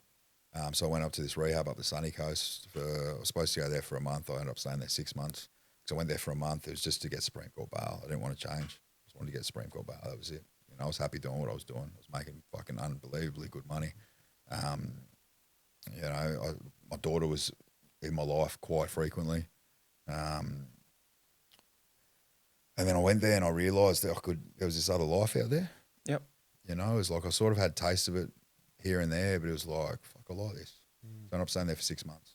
Yeah, Oh, nice. Yeah. Voluntarily. Voluntarily. Yeah. Fuck yeah, man. Cost me a lot of money, but it was voluntarily. But and I'm fucking the owner of the rehab is one of my best friends. He's like a dad to me. It really It's is. unreal, man. Yeah, I still speak to him every week and sometimes a few times a week. Beautiful man. That's awesome, man. But Good I on had ya. 1 foot in, 1 foot out Yeah. because I wanted this new life, but I was still my old life. It's all I knew. Yeah. So, So yeah, when did you get out of that and, life? and how do you get out of that Yeah, life? How did you get out of it? It wasn't until when I finished at the rehab, I was volunteering up there working, but I was still out gangstering on and stuff like that. Yeah. And then the How police how did the brotherhood feel about you being in rehab and stuff like? whatever. I was just there for court. I was there to do my thing. I hadn't told them that I was thinking of leaving or anything like that at that stage. Because I still, as I said, I was half in, half out. I wanted it, but I wasn't 100% sure on it. Yeah. And then I got out of the rehab. I was volunteering up there. I was doing my thing still. And then it was just before my daughter's primary school graduation. It was 2 days before, I think. I was in the shower. I was getting ready. So Wim Hof, amazing guy in breathwork, the Iceman, he's good friends with the guy that owns the rehab, and he was going up there when he was in Australia. Holy shit. Yeah, he goes up there frequently. And so I was getting ready. I'm like, mate, I'm meeting Wim Hof. This is going to be sick. Like, next minute I'm in the shower. Then this dude's head pops around the corner. This is in Mullaney, in my mum's house. It's only my mum and my stepdad there. I'm like, who the fuck are you? I'm holding a razor because I was shaving my legs. And he's like, mate, police, Sunshine Coast, gang squad. He's like, put the razor down. What the fuck, mate? Get the fuck out of my house, you dog. He goes, mate, search warrant. Put the razor down. I was like, fuck, so I put the razor down. I said, what the fuck do you want? He goes, mate, we got a search warrant. He goes, you're detained. Fucking whatever. So I jumped out of the shower, put the towel around me and stuff, boom, handcuffs on the bed, searched the house, fucking found nothing. Nothing. All right, mate, you're charged with trafficking, fucking shooting and trafficking. Wow. And I was like, what the fuck? And they even said with the shooting, they said, look, we know you did it. We can't prove you did it, though. And I said, well, I know you suck dick. I can't prove it, though. Like, mate, what's the difference? Like, I can't arrest you for that. And they said, mate, we just want you off the streets. Sweet. And I said, it's my daughter's graduation in a couple of days. And they said, yeah, we know. Oh, mate, like, this was in December too, right before Christmas, all that kind of stuff. At the same time, they were raiding my house down in Brisbane where my partner was living at the time. And anyway, so I've gone to jail, gone to the watch house, didn't get bail, gone to jail. They dropped beat the shooting charge, no evidence to offer. And I remember my lawyer said, look, you can go for bail again if you want. I was like, don't fucking worry about it. I may as well start serving my time for the original shit there. Yeah, I okay. got caught with a fucking lot of stuff, a lot of drugs. And I was like, may as well start serving my time for that. Anyway, so they got me for 1 day of drug trafficking and possession, big possession.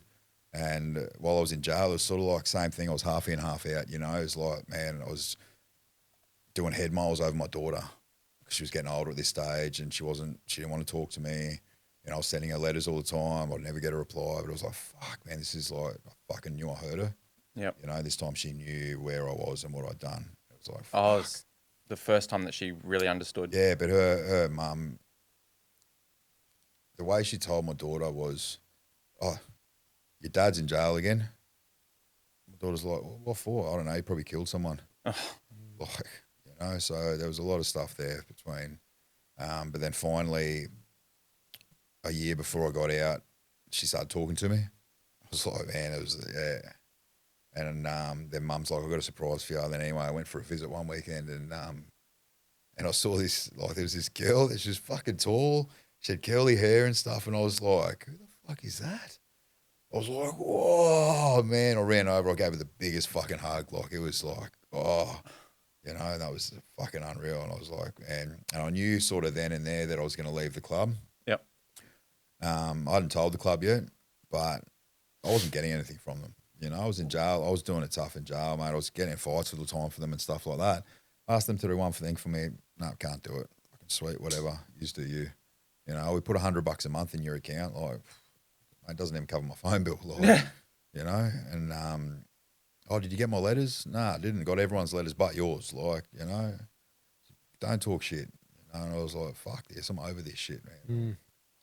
And I remember because my mum was bad on the ciggies, and I remember telling mum at that visit when my daughter's at, she's like, Sam, she's like, please, when you get out, can you please, like, just try. I was like, you know, Mum, I said, yeah. I said, if you quit smoking, I'll leave the club. She goes, all right. 2 weeks later, she haven't had a cigarette in 2 weeks. She goes, but I'm vaping. I said, oh, that's fucking sweet. I'm fine with that. Just as long as you're not on the ciggies. Like, she's a bad smoker. I said, as long as you're not on the ciggies. She goes, will you leave the club? I said, yeah, don't worry. I said, when I get out. There you go, Mum. Yeah. Well done, Mum. Yeah. And then I sort of got out, but it was like I went to a party, a club party, which I shouldn't have because my parole conditions are that I'm not allowed to hang around other members and that. But I went to a party and I didn't know anyone there. It was new people, and it was like half these people, they were pumps. Like, I'm like, mate, I wouldn't trust you walking down the street with you.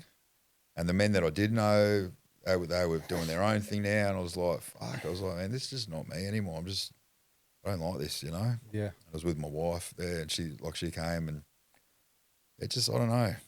It was different. It was different, Yeah. you know? Yeah, different. I'd gone in there with a different mind frame, That's right. you know? And I Yeah, was your just mind, like, your mindset had changed. yeah, 100%. And so you weren't seeing it through the same glasses. That's it. anymore. My energy wasn't, you know, we were on different levels. Our vibrations were different. Yeah. And I'm a big believer in that. It's like, you know, you meet some people and you just click with them straight away, but other people you meet, they're good people, but you just don't click with them. Yeah. You're not vibrating on the same level. There's nothing wrong with that. Yeah. You know, they're just different levels. And that's what it was. We were vibrating on different levels. And then so I waited, and then I was like, nah, I'm leaving. I can't do this.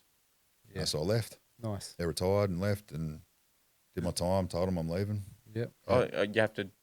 You got to let them know and stuff. If you've done under 5 years, you got to hand over your bike. And Oh, that is a thing, is it? Yeah, you got to hand over your bike and you got to pay and stuff like that. But I've done my time. I always wondered if that was true. Nothing like, yeah, I'm not paying anyone anything anyway. Like, it's just my probably Paid your- hard-headedness and Paid stuff. your and dues. Pay my dues, mate. Yeah. You know. Yeah, left. Yeah. And this is where your story starts, I'm assuming. This is where. So let's fucking get into the redemption. This is honestly where my life began. So it's like the prequel. Yeah, that was like the Yeah, prequel, that's big all the prequel, prequel, but yeah. yeah, The old story. Yeah, and that's what it is. That was my identity for a long time, but it's, you know what, I was chasing happiness my whole life. Yeah. I chased it through women, I chased it through money, and I chased it through drugs. Guess what? I was never happy. Yeah, that's right. You know, when I have 5 girlfriends, I'll be happy. Get what's I got 5? I'm still not happy. I must need 10. And when I make $1 million, I'll be happy. Made $1 million. Fuck, must need 2. Just keep chasing more, more, and more. I don't chase happiness anymore. Yeah. Well, the thing is, if you're miserable and you've got $1 million, you're just a miserable millionaire, really, aren't That's you? it. Yeah, You know, it's. I chase peace. Yeah. Yeah, So I was just about to say it's not about finding happiness; it's about finding peace. 100%. That's Yeah. it, and that's what I do. I chase peace because if you're just chasing happiness, when you become happy and you hit sadness, you feel like you failed. yeah. Because when we go through life, it's like that. Every single day is like that. So hit us with the beginning, man. Hit us with the beginning of the new Sam. Yeah. So I got out, left the club, was doing my thing. The only place they approved for me to live was Mum's house in Maloney. So I'm going back there. Jess, my Fucking wife. God's country. Yeah, beautiful place to live. Not when you're fucking like trying to. It was good when I was like trying to adjust back to life and stuff, but then I got bored. Yeah. And that's yeah. boredom's a bad thing for me. That's what I realized. Yeah, true. Boredom's a really bad thing for me when my identity most of my life has been that. Yeah. I'm like, shit, you know, and then so I hit up parole and I was like, can I move back in with my missus? Is this With Jess? Jess? Yeah. So we rekindled when I got out. And so, yeah, can I move back in with her? Yep, sweet. Give them that okay, so sweet. So I moved in with her. Got a normal job, which was a struggle. What was it? Asphalting. Yep. Yeah. Yeah. That'd be hard work. That is hard work. Hard work, mate. I've done it before. Yeah. Man. It's fucking tough. Mate, and it was like, don't get me wrong, I was on night shift. I was on a bad week, $2,000 a week, but I was like, is that it? Yeah. Okay. Like, mate, I'm making 10 to 20 grand a week. and you want me to work for $2,000, well, I've got to listen to someone. And I've got to pay tax. And I've got to pay tax, and I've actually got to show up. Like, what the fuck is this? Welcome to the normal Yeah, life. the normal Mate, life. oh. It's like, I wanted this, idiot. I bet I was still so full of ego and so full of my idea of a man growing up since I was 12 was that you're a man if you're tough, if you don't back down from anybody, like nobody. You make a lot of money and you hook up, you can get any girl you want. That's what I thought a man was. Like Scarface. Dead set. Until my 30s, until I started this journey, that's what I thought a man was. Yeah. It was a very sick and twisted idea of what a man was.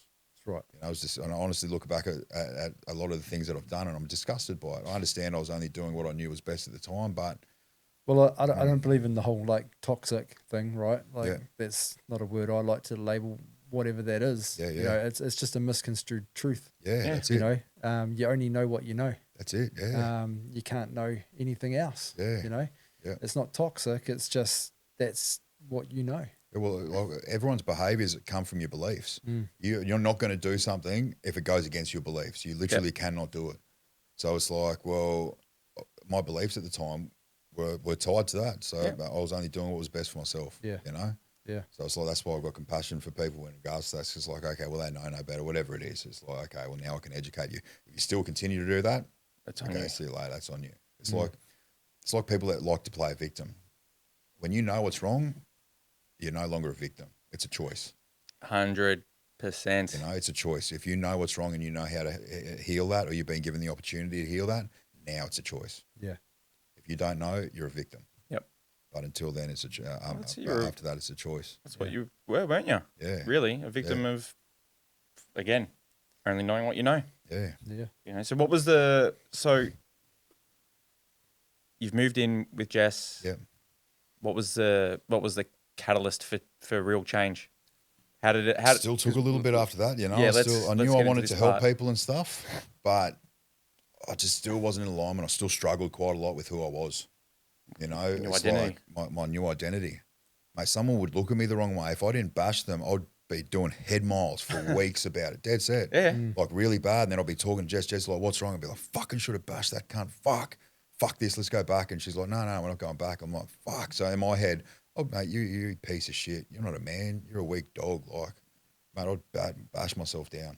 You know? Yeah. And I was like, fuck, what do I do?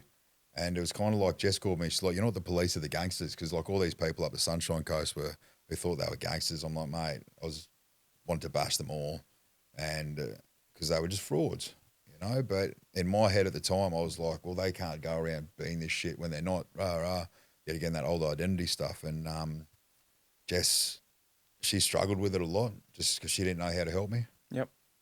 And I didn't even know how to help myself really at the time. I thought I did. I thought I knew best, but I still had this mask on. It was like half on, half off. You know, Jess knew the real me. She saw the real me. But then she also saw this mask that I was putting on. And it was still that, I still had toxic behaviours and stuff like that. I was still messaging girls, and I was still, because I needed that validation. I needed that feel good. Yep. You know, I still hadn't really gotten down to the core root of a lot of things. And got to the point, you know, I started getting, slowly over time, I started getting better and better and better. But I was just still, there was still things that just weren't right. My identity had been that for so long, I still struggled with letting it fully go. And, you know, I still remember seeing a guy at the gym one night that I'd been looking for a long time. And as soon as I saw him, I'm like, oh, yes. I've gone straight up to him. This guy's gone white. He's got the death sweats and everything going on. I'm like, bud, come outside. He's like, no, I'm staying here with the cameras are live. I said, come outside, bud. Like, now, thank God he didn't come outside. And as I left, I was talking to Jess and yet again doing head miles for it over weeks and stuff like that. And then me and Jess, you know, I proposed to Jess and I thought, okay, well, this is the right thing to do. I love this girl and I want to make a life with this girl, and hopefully this will help me heal as well along the way. And we got married, and, you know, I'd started up this, I was counselling people with drug and alcohol addictions. Like I've been studying and stuff, and I was counselling people with addictions and stuff, but I still wasn't fully in alignment. You know, I was very quick to anger. My family was still walking on eggshells. Is he waking up happy today? Is he waking up angry today? You know, is he regulated nervous system, or is he fully dysregulated today? And it was like, you know, so the whole I was ruling the house based on my nervous system. You're not sure what version of you they were going to get. Yeah, and it got to the point where I think Jess and that were going to leave.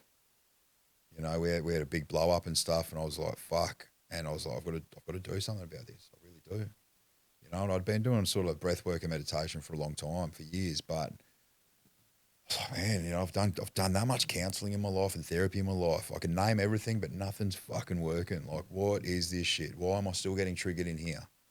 You know, and I started looking more into the deeper breath work, the big somatic release breath work and stuff. And then I saw the 9D, and I was like, man, I've got to go give this a go. And I've tried everything. I've got to give this a go. And I went up and did my first journey, and I was bawling my eyes out. I was shaking. I was screaming. I was the lot. And it was the first time in my life, without the use of drugs or alcohol, that I wasn't scared of myself. I wasn't scared of my thoughts. I wasn't scared of my feelings. I wasn't scared of my emotions. I just wasn't scared. Yeah. And that's the thing with anger. Anger is generally, it's covering up fear. You know, even when I was younger, when I was getting in those fights and all that kind of stuff, it was, mate, I've got to get you before you get me. I'm scared he's going to get me, so I've got to get him. That's the way I can see it now. At the time, I just thought I was an angry person, you know, but now I can see it's just covering up that fear. It's a deflection. 100% it is. You know, it's a secondary emotion. So how did you feel the lead up to this breathwork class or the 9D? 9D, yeah. Was there any doubt, or you were just like, nah, I'm fucking committed. I've tried everything else. I'll try everything now. I was committed. I was like, mate, I'm all in or nothing. With everything that I've done, I'm all in or nothing. Well, that's good. You know, and that's what the guys like. You know, with breathwork, you are in complete control about how deep you want to go. You know, he's like, mate, if you're here for a release, go as hard as you can. I said, mate, I'm fucking here. Like, So what does it look like? How does it? well, there's different Without giving breathing. away too many secrets. Oh, there's so many different breathing techniques. But say for like an activation session where we're doing a big release, there's one of the ones is a 2-part breath called the euphoric breath. So it's like it's all in and out through the mouth, and it's just so belly, chest, release. So what we're doing is we're activating the sympathetic nervous system, which is your fight or flight mode, bringing all that stuff up to the surface, and then switching straight to a parasympathetic, the rest in a repair mode. And there's just all this stuff sitting at the surface just comes out. So what happens is, so you look at, there's like somatic, any form of somatic therapy. So somatic therapy is a bottom-up approach. Talk therapy is a top-down. So talk therapy, we fix the thoughts. Come down, we fix the nervous system eventually. Somatic therapy is the bottom-up approach. Okay. Fix the nervous system where everything originates from, heal everything else. So what happens is when you go through a traumatic episode or an emotional episode and stuff, your medial prefrontal cortex shuts off. So we're only going from the amygdala and the reptilian brain. It's all connected to your nervous system. So, you know, when people are in that fight or flight mode for years, you know, you've got that tension in your shoulders. You're always on the constant lookout for signs of danger. That's your nervous system reacting to everything going on around you. Yeah. You know, so it's like all this traumatic energy is stored inside our nervous system. We've got to release it from that. You know, when you get triggered by something, you feel it in your body first. Yeah. Your tummy tightens up, your heart starts going. You know, you get the hot and cold sweats. That's your nervous system reacting, setting the signal up to the brain, reactions coming out. Is that the whole change your state kind of concept, is it? Yeah, so if you look at people like Dr. Gabor Mate, Dr. Bessel van der Kolk, who wrote The Body Keeps the Score, wonderful book, recommend reading it. Yeah. Okay, that's the next one It's all then. about trauma and the effects that trauma has on the body. Somatic Experiencing by Dr. Pete Levine. These are guys that are high up in the trauma scene in the world, you know, very high up. Mate, Dr. Bessel van der Kolk, he's coming to Brisbane soon, actually. He was around when there was no such thing as PTSD. It was just shell shock. That was it. They had no word for it, you know. And then at that stage, they thought that 1 in 1 million kids were getting molested by their family members or as kids in America. He had 43 people rock up to his office who had been molested by kids. So he's like, how is it that half the population, because there's whatever it is, he's like saying, according to their statistics, half of the people in all of America have rocked up to my office in Boston. That's right. What are the chances? Yeah. Like, you know? And then it turns out it's something like 1 in 5,000 kids. Yeah. Yeah. Yeah, probably even fucking Probably even less now. more, yeah, 100%. Yeah, more than Yeah. that. Yeah. You know, and so it's all about releasing all this stuff from the nervous system, and I had a lot of shit stored down there. Yeah. And yet again, I'd gone through all the talk therapy, I could name it, I knew what was going on up here, but I was still getting triggered by it. You know, you can get triggered by a smell and not even realise. It's because the body remembers what the mind forgets. Yeah. You know, so that smell can remind you of something from a long time ago. You've blocked that fucking memory out. But a certain smell, or the way someone looks, they go past and you go, whoa, what's that? Then all of a sudden you're getting the anxiety, you're getting that rush, you're getting angry, you're getting sad. You don't understand why. And the body's remembering. We got to release all that stuff. We got to regulate our nervous system. Well, take us through what the average Joe would expect to happen at like a first initial breath work, because lots of people would. Well, I've got no fucking idea. Could I ask first though? No, I'm on a roll. So how did you go from doing your that kind of breathwork session to then now running your own? Oh yeah, breathwork true. Yeah, company? so- That's That's I'm still learning this conversation. I'm still learning how to ask. precursor. Yeah. to I'm what still you- learning. I'm We'll still get to learning. your question next. Got to walk first. It's after that I was like, this is crazy. I remember going for a walk through Mullany Botanical Gardens afterwards, going like, what the fuck? I went home to Jess and that, and she's like, well, what happened? What happened? I was like, I can't even explain it. Yeah. You How know, did and you it's feel like- after that session? Like, were you just like, was it like this I euphoric? was like floating. Yeah. I was floating. You know, it was just, as I said, it was the first time I've had knots in my shoulders since I was a kid. I don't get knots anymore. Like the knots released. Yeah. Yeah. You know, if I'm going through stressful moments now, I do get, like yesterday I had a bit of a knot there 'cause with my study and stuff, but I don't have them constantly anymore. You know, so I just had that sort of freeing feeling, and then Jess is like, well, you know, how's it feel? And they still didn't believe what I was feeling. So I'm telling them, they're like, no one's happy all the time. Like, because I was just smiling all the time, like nothing's phasing me. My window of tolerance had gone from that to that, you know? And eventually she's like, okay, maybe there is something to this. And I was like, man, I've got to go do more. I have to, like, and every time I went, it stripped a layer away each time. You know, I did some down regulation breathing. I did more activation. I did a whole lot of different types of breathing, and it just stripped layer upon layer away. You know, my ego finally left, and it made me realise that I don't chase happiness anymore. I chase peace, and being at peace there's a guy called Shi Heng Yi. He's a Shaolin monk, amazing guy. He's on YouTube and stuff. Yeah, I've seen his stuff. Oh, he's unreal, and that's where he says, he goes, don't chase happiness. He goes, he chases yeah, peace, and I okay. was like, fuck, that makes sense. And that's what I describe being at peace at now, is just knowing that when I'm happy, I'm going to be sad. When I'm sad, I'm also going to be happy. But it doesn't matter what I'm feeling inside, I'm still me and I'm still okay. Yeah. You know? And that's literally how I am now. And you know what it made me realize as well? This was the biggest thing, was when I was that kid, when I was that sweet, sensitive, caring kid getting bullied and picked on, I put that mask on to protect myself. Like, I was never that kid again. It made me realize behind that mask, I'm that sweet, sensitive, caring kid still. Yeah. I embrace that. I really do. Man, I'm not scared of my emotions. I'll cry if I have to cry. I don't care who the fuck's there. Mate, I'd walk down to the local clubhouse and if I had to cry, I'd fucking cry. You know, like, it's just, I'm not scared of that. If I'm angry, I can articulate it in a healthy way now. You know, I can put it out there in a healthy way. If I'm happy, I just enjoy it. If I'm sad, I just know that it's going to get better. Fuck, man. Yeah. How good is that? And that's And- when I was like, mate, I've got to become a facilitator. Yeah. Yeah. Yeah. Yeah. And so you went through all the training and Yeah, did all the training and Yeah. stuff like that. And then I was like, fuck, we've got to get this out. I really do. yeah. You know, and I realised it was more powerful than anything I could offer, but I realised it worked hand in hand with the talk therapy. It just works hand in hand. Regulating the nervous system. When we got a regulated nervous system, we're not sitting in fight or flight mode, mate, it's so much easier to talk about trauma.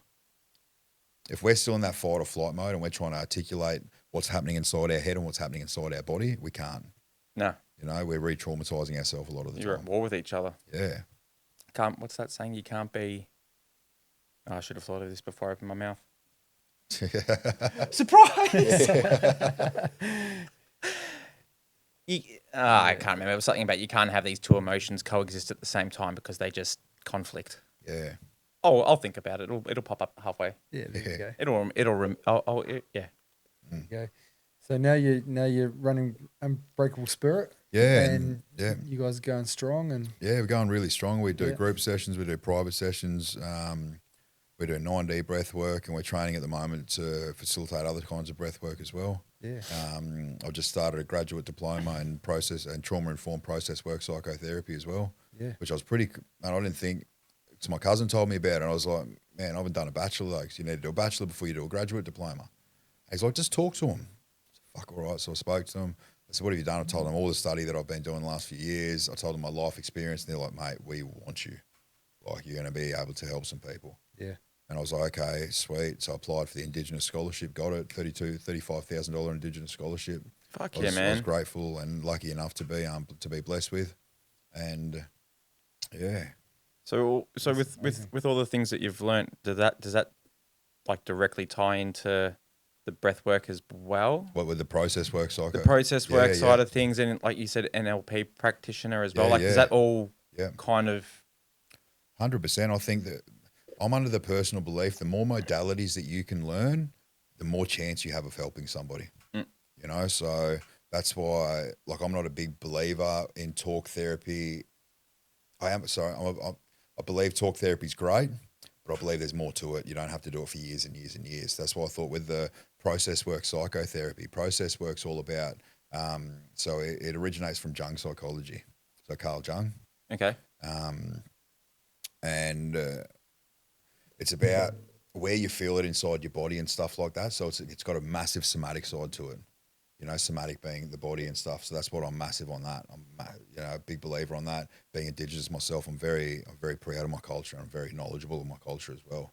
You know, and it's my way of sort of giving back. And that's why I love doing what I do, because I took from the community. This is my way of giving back to a community that I took so much from.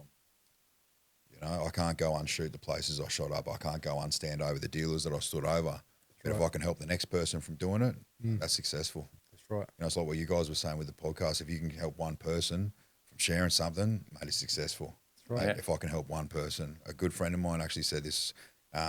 This was his old saying. He used to say it all the time. There's a guy walking along the beach and there's millions of starfish everywhere, millions of them.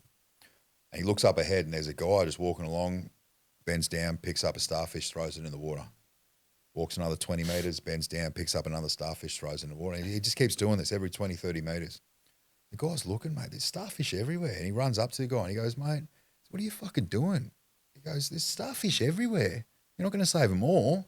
The guy bends down, picks one up, throws it in the water, and he goes, well, I fucking saved that one, didn't I?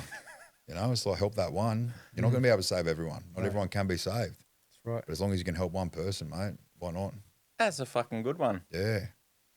That's going in the memory bank. That one. Yeah. Absolutely. Yeah. Because people then get lost in thinking that you can help everyone, That's it, yeah. Yeah. and it's about grounding yourself and realizing that it's not possible. That's it, yeah. Nah. But And that's like, yeah, it's like when people say to us, oh, yeah, what's the end goal with the podcast? It's like, just helping some people. 100%, You know, yeah. it's not about getting thousands of followers or Yeah. hundreds of thousands of views. Yeah, sure enough, it'd be nice to get the message out there like that. But if, you know, can help a couple of people, then that's all that really matters, you know? That's it, yeah. Yeah. Because that's what community's about. 100%. They're helping each other. Yeah. Yeah. There's been more people like that have that knowledge, because so many people at the moment just want to be an influencer and stuff like that. It fucking sickens me, especially in the sort of mental health space and the dude. recovery space. Fucking There's so oath. many people out there that I hate it, because to me you're taking advantage of vulnerable people. Yep. You know, it's like there's people out there that call themselves life coaches. Mate, pay me $5,000 and I can get you off the drugs. Because what, you've had 12 months lived experience. What study have you done? What knowledge do you have behind everything that you're talking about? Yeah. You know, lived experience is fucking great. It's amazing. It's a really good thing to have. If you don't have some knowledge behind it as well to back it up, it's worthless. Yeah. That's why we like getting people on, Yeah, yeah. you know, and letting them it be their platform, not ours. You know. Man, I've helped people get off drugs for free. Yeah, mate, that's it. It's because it's just you just want to. Well, it's not even about No, money. no, I'm That's just it. kidding. It's I'm kidding. I'm about just kidding. wanting to help people be better. Fulfillment. That's what it is. It's Yeah. like, mate, if you can let someone know what worked for you, Yeah. I hope it works for them. Well, that's right. That's the fucking best. And then yeah. if they can learn from it, Yeah. and then they help somebody, 100%. and then it, you know, it's this flow-on Yeah. effect. You know, yeah, it's we'll just help each other in the end. Yeah. You know, yeah, and so that's why I'm studying yeah. so that I can get some kind of credibility. That's it. Yeah, that's what we then, need. Yeah, You know, then I can kind of pass on more knowledge. yeah, And then this is what this is about too. This is about 100%. passing on the knowledge and Yeah. passing on the stories about what helps. You know, Yeah. like you know, like you've got a pretty big story, but you've also got a lot of redemption behind it yeah, yeah. too. You know, Yep. and that shows people that, you know, even if they've got small struggles and small things going on, that, you know, they can overcome those. Yeah. Because people like yourself, you know, you can overcome massive things. You know, Yeah. So and they use that. You know, but the saying is, there's always someone that's got it worse. Yeah. You know, puts your worries and your problems, makes it really significant, and it, lessens it. Yeah. You think, fuck, I have got this. that's it. Really? Yeah. At the end of the day, it's like if you think to 5 years ago, the biggest problem you had, you probably can't even fucking remember what it was. But at the time, you thought the world was going to end. That's right. You know? I'm thinking. That's it. Fucking Yeah. right, hey. That's Mate, so. it may seem like the end of the world today, but I guarantee in 3 months' time, you won't even remember about it. As long as you put in the right steps, you got good people around you. Because the opposite of addiction and the opposite of poor mental health is connection, but it's good connection. Yeah. I mean, mate, we can go hang around drug addicts and drug dealers. It's connection, but is it good connection? Probably not. That's right. Mate, you hang around painters long enough, you become a painter. Yeah. Yeah. You know, but if you got good quality connection, like what you guys have, you got good quality connection, mate, you guys aren't going to take a step backwards. No, Yeah. let's hope not. But I'm still thinking about my question. I haven't stopped thinking about it Yeah. because I want to know more about the breath work because I Yeah. think we should stay on that topic for a bit because Yeah, a lot of men turn their nose up at it. Yeah. They're going, it's just fucking breathing. I do it every day. You know, seriously, that's how a lot of people think. You know, because they don't know about it. So like, let's start with what is the initial process of starting that journey, that quest? You know, what's day one look like for someone that's giving it a go? What can they expect? Opening up, even if you just start with small breath works, like there's a guy called Breathe with Sandy on YouTube. Awesome. And he's got hundreds. He releases new ones every single day. Like Yep. There's 5-minute ones, there's 45-minute ones, there's 2-hour ones, depending on if you want to release, if you just want to open up that window of tolerance. So with our window of tolerance, it's like that big. Most people's is that big. So when you're going like that through your day, you're going over the lines. So that's why the blowouts go so big and the sad, you know, you can be really happy or you can blow out just like that. Okay. Through the breath's it's a direct route to the autonomic nervous system, which is your parasympathetic and sympathetic, or your rest and digest and or fight and flight nervous system. You know, sympathetic's your fight or flight, parasympathetic's your rest and repair. Through the breath, if we regulate our nervous system, we can open our window of tolerance like that. So all of a sudden, you're still doing this every day, you're going through the waves, but your window of tolerance is like that. So things that would trigger you in your past, you can just look back and go, is that it? Now you look at all the UFC fighters out, and that's what a lot of men are like that. You know, it's woo-woo, breath work. And if you told me 5 years ago I would have been a breath work facilitator, I would have punched you in the face, like, you know. But probably longer than 5 years now. But it's like I'm a Muay Thai fighter, you know, ex-bikie, ex-gangster, ex-drug dealer, that kind of stuff. I was a violent person my whole life. I'm telling you, it changed my fucking life. If someone like me can do it, the average Joe Blow that's out there fucking pouring concrete can fucking do it as well. Yeah, man. And what does it look like where you do your sessions? Like, what does the environment look like? What is it? What like headphones? Yeah, so with the 9D, you've got the headphones with the 9D. So 9D's got the somatic breath work, but it's 9 dimensions all up. So somatic breath work being one of them, which is the breathing techniques that we use, either the down regulation or the activation.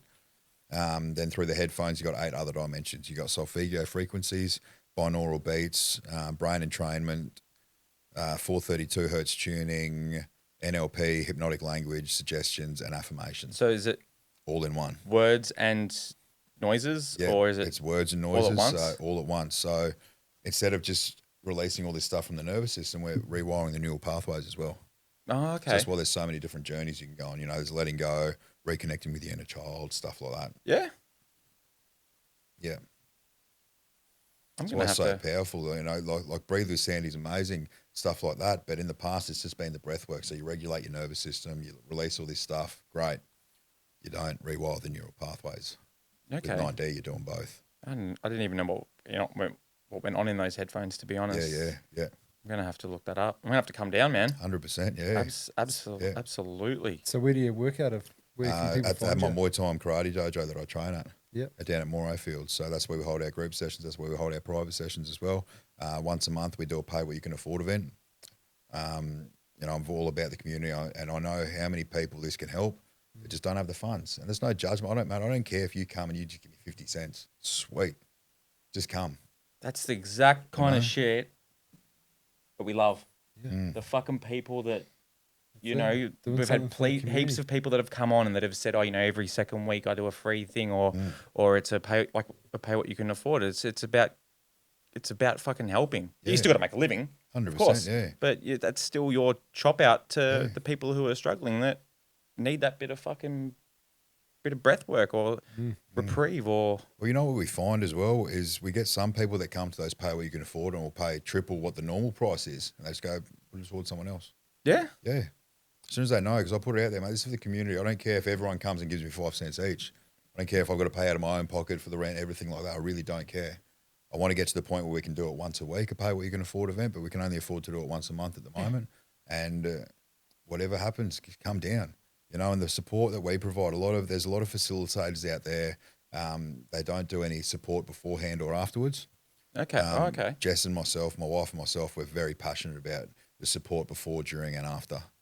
Because you got to understand, beforehand, I like to, touch base with people, start building that rapport, letting them know we're safe people. Yep. Because safety and vulnerability equals healing. Unsafety and vulnerability equals re-traumatization. So I want to let you know we're safe. I'll try and connect with you. Then we come down before the journey. We talk for about half an hour. I go over a bit of my story, what to expect during the breath work, things that might come up, different feelings you might have, a thing called claw hands or tetany where people's hands go up like that. Yeah. Is that completely normal? Yeah, it's that's legit? yeah, it's legit. Yeah. You get it when Remember you're on Steve? mushrooms too. I remember Steve telling me he went to some event Claw for hands. like a breathwork event, and then you just heard all these men crying, and they're all like clawed up. And okay, Yeah. so you offer before, Yeah, so during. then during, we support them during as well. We create that safe container for them to come into. That's really important. People have to know that they're safe. Yep. Because as I said, if they don't know they're safe, then all of a sudden all this stuff's coming up. It's re-traumatization. Okay. And then afterwards we sit there. Sometimes we sit there for an hour and a half, 2 hours afterwards talking with people. Because if you come out of your breathwork session, you're disassociated. We look in your eyes, they're glassy, you're sort of not looking there. They're just not in their bodies. I'm not letting you drive home. Yeah. Yeah, you got like a duty of care, eh? 100%. right. It's not even like mate, it would be the worst feeling if I knew someone came into the breathwork journey, then left and relapsed or had suicidal ideation or anything like that. I couldn't handle that myself. So I make sure everyone's okay before they leave. And the after support we provide as well. We do a couple of days afterwards. We do a down regulation one over Zoom, which is just really activating the parasympathetic, the rest and repair nervous system, letting the body know that this is new baseline. You're safe. You're safe again. Okay. Is it like you just do it once, or is it like how often would you recommend that someone would have to maintain or do these sessions, or can it be like one person does it once and they're fine or they're healed, or is it? I don't think there's no such thing as being healed. No, I think but healing's a journey, so it's completely up to you. I mean, the big activation sessions, some people can do them once or twice and then not have to do them for 6 months afterwards. Because every day we've got financial stress, relationship stress, family stress, work stress, all that kind of stuff going on. So if we don't have a correct way of releasing that from our body, we just hold on to that. Yeah. That's why you got all these men. It's like they go to the pub every day after work. Oh, mate, it's just not. Mate, I earned it. What are you hiding from? yeah, What are you suppressing? You don't have to go every single day and drink 10 beers and then come home pissed. yeah, It's escape. like it's an escape. So what are you escaping from? Yeah, Whenever I see a negative behaviour in somebody, I never look at them as that behaviour. I look at them and I think, fuck, what happened to them? yeah. Like the kids going around, the youth crime at the moment. What are they hiding from? What's going on for them inside? Yeah. Yeah. Far out, man. I'm trying everything at the moment, so Yeah, we'll have to 100%. I'll have to come down and Yeah, maybe try one. 100 all day. Yeah, Yeah. Mate, I highly recommend it. Yeah. Yeah. I'll speak to you after, Yeah, yeah. and we'll suss it out. Yeah. I'm definitely keen for giving it a go. I want to know to see how it works, Yeah, yeah. and I hope it does. That's Yeah, the thing with it. well- It's like you. Oh, sorry, Well, even just small techniques like box breathing. mate. Yes. Like, I used to do it all the time with mountain bike racing and then whitewater kayaking and stuff. Like, because you're so nervous. Yeah. Like, you're doing something fucking rad and you're nervous and you'd sometimes just have to take a moment and just, fucking just build boxes in the brain and just breathe through it and just re-regulate and then off you go again. See, Mate, box breathing's amazing even before you go to sleep at night. Box breathing is really good to help you get in that sleep state. Yep. Even general day-to-day breathing, people don't know how to breathe properly. A lot I of people fuck it up. breathe through the mouth. A lot of people breathe through the mouth. You're supposed to breathe through your mouth. No? No. 38 years, nearly 39, I've been doing it wrong. Yeah, Are you a mate. mouth Be breather, bro? surprised. Yeah. You're fucking Yeah. mouth breather. I that's don't what know it now. I is. don't know now. Yeah. I've got a complex. Mate, even people breathe into their chest. That short, shallow breathing. You know, when you're getting triggered or you're going through anxiety or you're getting angry, it's that. Yeah. And people are going, just breathe, and you're going, it's not fucking working. Like I am. Mate, slow it down. Take a step back, in through the nose. Diaphragm breathing. Like I walk around with a six pack normally, but when I diaphragm breathe, it fucking pushes my tummy. Who gives a fuck? When you're breathing into your tummy, you're doing so. You want to do 4 seconds in. Hold for 2, and then exhale for 8 through the mouth. Not fit enough for that. So every time we breathe in, our heart rate goes So up. Every time. four in, Yep, hold for 2. So 4 in through the nose. through the nose, Hold for 2. 2, and then exhale out of the mouth for 8. for 8. Yep. So you Go want to have slow. the nice slow exhales. Yeah. Every time we do that, we lower our heart rate. It's kind of like doing weights and doing like a slow. Yeah. Slow like release. time I'm under gonna give that a pressure, crack yeah. tomorrow. Like, would that be just when I feel heightened, or just When you feel hot, when or you're in just the car, someone cuts you off, just sit back and just, yeah, fucking this morning that piece of shit. yeah. Okay. Yeah, Tell me now, do it 5-6 times and you'll feel $1 million. Yeah, like I'm a nose breather, but when I run, I can't breathe through my nose because I've got deviated septum. Yeah. And so my nose gets blocked. Yeah. And so I find it really hard to breathe through my nose when I'm running because I'm up at like 170 heart, BPMs and 100%. and heart rate and all that. And so, but it's something that I consciously try and try and breathe nice and slow when I'm running. And even though it's hard. Like I got home this afternoon and my daughter said, "Dad, you're sweating so much." Yeah. And I said, "Yeah, because I've just run 6Ks."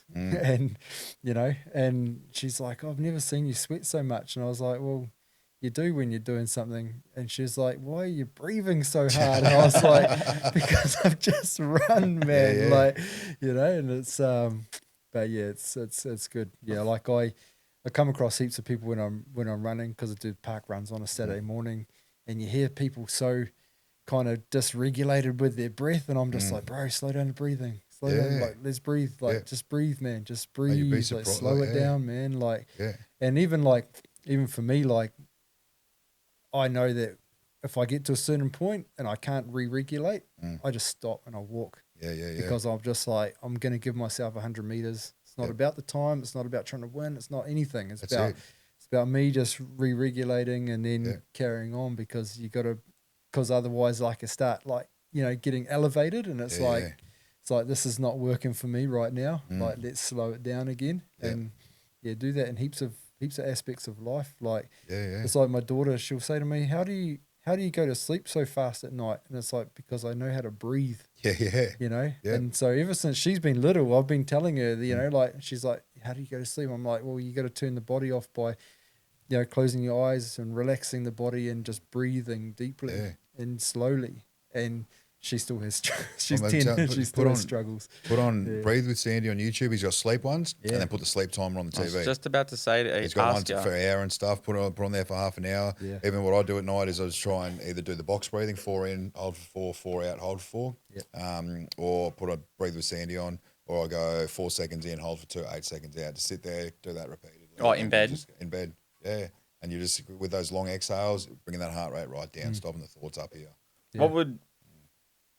Oh, no, because I had another question, and I was just thought of another one. Oh, I'm fucking scattered. When we go to one of these workshops or these sessions, what kind of mindset do you have to have? Like, do you have to go there? You can't go there being pessimistic or, like, you have to be fully... You can, and then you just, like, you... I've had people look at kind me of like before. hypnotherapy kind of thing, do you know what I mean? Like, if you don't believe in it, but you want to try giving it a go, it's not really going to... You don't even have to believe in it. And I'm telling you, I've had people that come there and that are just there to support their friends, and they have bigger releases than what their friend did. Yeah? And then afterwards they look at me and are like, what the fuck? I told you. Yeah. Even if you come in and you don't want to breathe as hard as you don't want to breathe to a 10, you only want to breathe to a 5, you're still going to have something happen. Yeah. Your nervous system's still regulating, your window of tolerance is still opening up. Yeah, okay. What would be a good tip for, or what would the average man struggle with at the moment? Pressure, or I don't know. What am I feeling? You're looking at me like I know what you're thinking. Yeah, because usually you do. That's why I look to you, because I'm like, come on, man, help me out here. You are our everyman, Braden. That's your role. What's a common? Well, for me, it would be anxiety. Right. What would be a good, quick? Well, there might not be a quick one, but what would be a quick tip or a quick breath work exercise that you may have suggested it already, but what would be one that would be for anxiety? Change from the 4-2-8 to the 4-6-7. So in for 4 through the nose, hold for 6, out for 7 through the mouth, nice and slow. Yeah. Try that. Sit back. You got to think. So anxiety and depression. Anxiety's thinking about the future. Depression's thinking about the past. If we're stuck here and now, if we're not stuck here and now, if we're being mindful about what's around us at the moment, what's there to be depressed about? Yeah. What's there to be anxious about? Yeah. So even the 5, 4, 3, 2, 1. Look around. 5 things you can see, 4 things you can touch, 3 things you can hear, 2 things you can smell, and 1 thing you can taste. Okay. Just brings As you back in the moment. Yeah, you're here in the moment. There you go, guys. Yeah. There's a little fucking tip for you. A freebie. That's it, man. That's it. It's just, and it's kind of like people will try it once or twice and go, it's not fucking working. I'm not trying it anymore. It's bullshit. Mate, the first time you rode a bike, you didn't just ride once or twice and then you could, pop a wheelie. You had to keep practicing. Yeah. Right. So we've been, our whole life we've been doing it a certain way. We've been conditioned to do it one way. It's going to take a little bit, but just keep chipping away at it every single day. Yeah. Yeah, what's You negative? can miss one day, but never miss 2 days in a row. Yeah. Yeah. Okay. Because the brain goes off habit. Rightio. So if we miss 2 days in a row, that's automatically a new habit. But we don't need to do it anymore. Yeah. So, mate, every morning, my routine, wake up, try and go for a walk. If I don't go for a walk, go down, I do some breath work, I do some meditation, I write down in my journal at least minimum 3 things I'm grateful for, 5 things I love about myself, and 5 positive core beliefs I have every morning. I might miss one day here and there, I'll never miss 2. Yeah, okay. Yeah. I was thinking about that this morning. How do I set that standard of, like, I write all this shit down from the books I've read. I've got like 120 pages of notes, but I'm just like, what can I write down, like what you've just said, just quickly, and like your affirmations or. You love Tony Robbins? Jump on YouTube, Tony Robbins priming. He does it every morning. Yes. Mate, something like that. You're doing a gratitude list in your head when you're doing that. Yeah. And these things, people look at them and go, they're fucking stupid. But guess what? I guarantee you, mate, I'm more at peace than what half these people are. If you want the peace that I've got, you've got to do what I did. Yeah. You know? And not everything's going to work for that person, but just, it's like, I look at someone, find someone that you really look up to and that you really want, you want to emanate their life. Do what they did.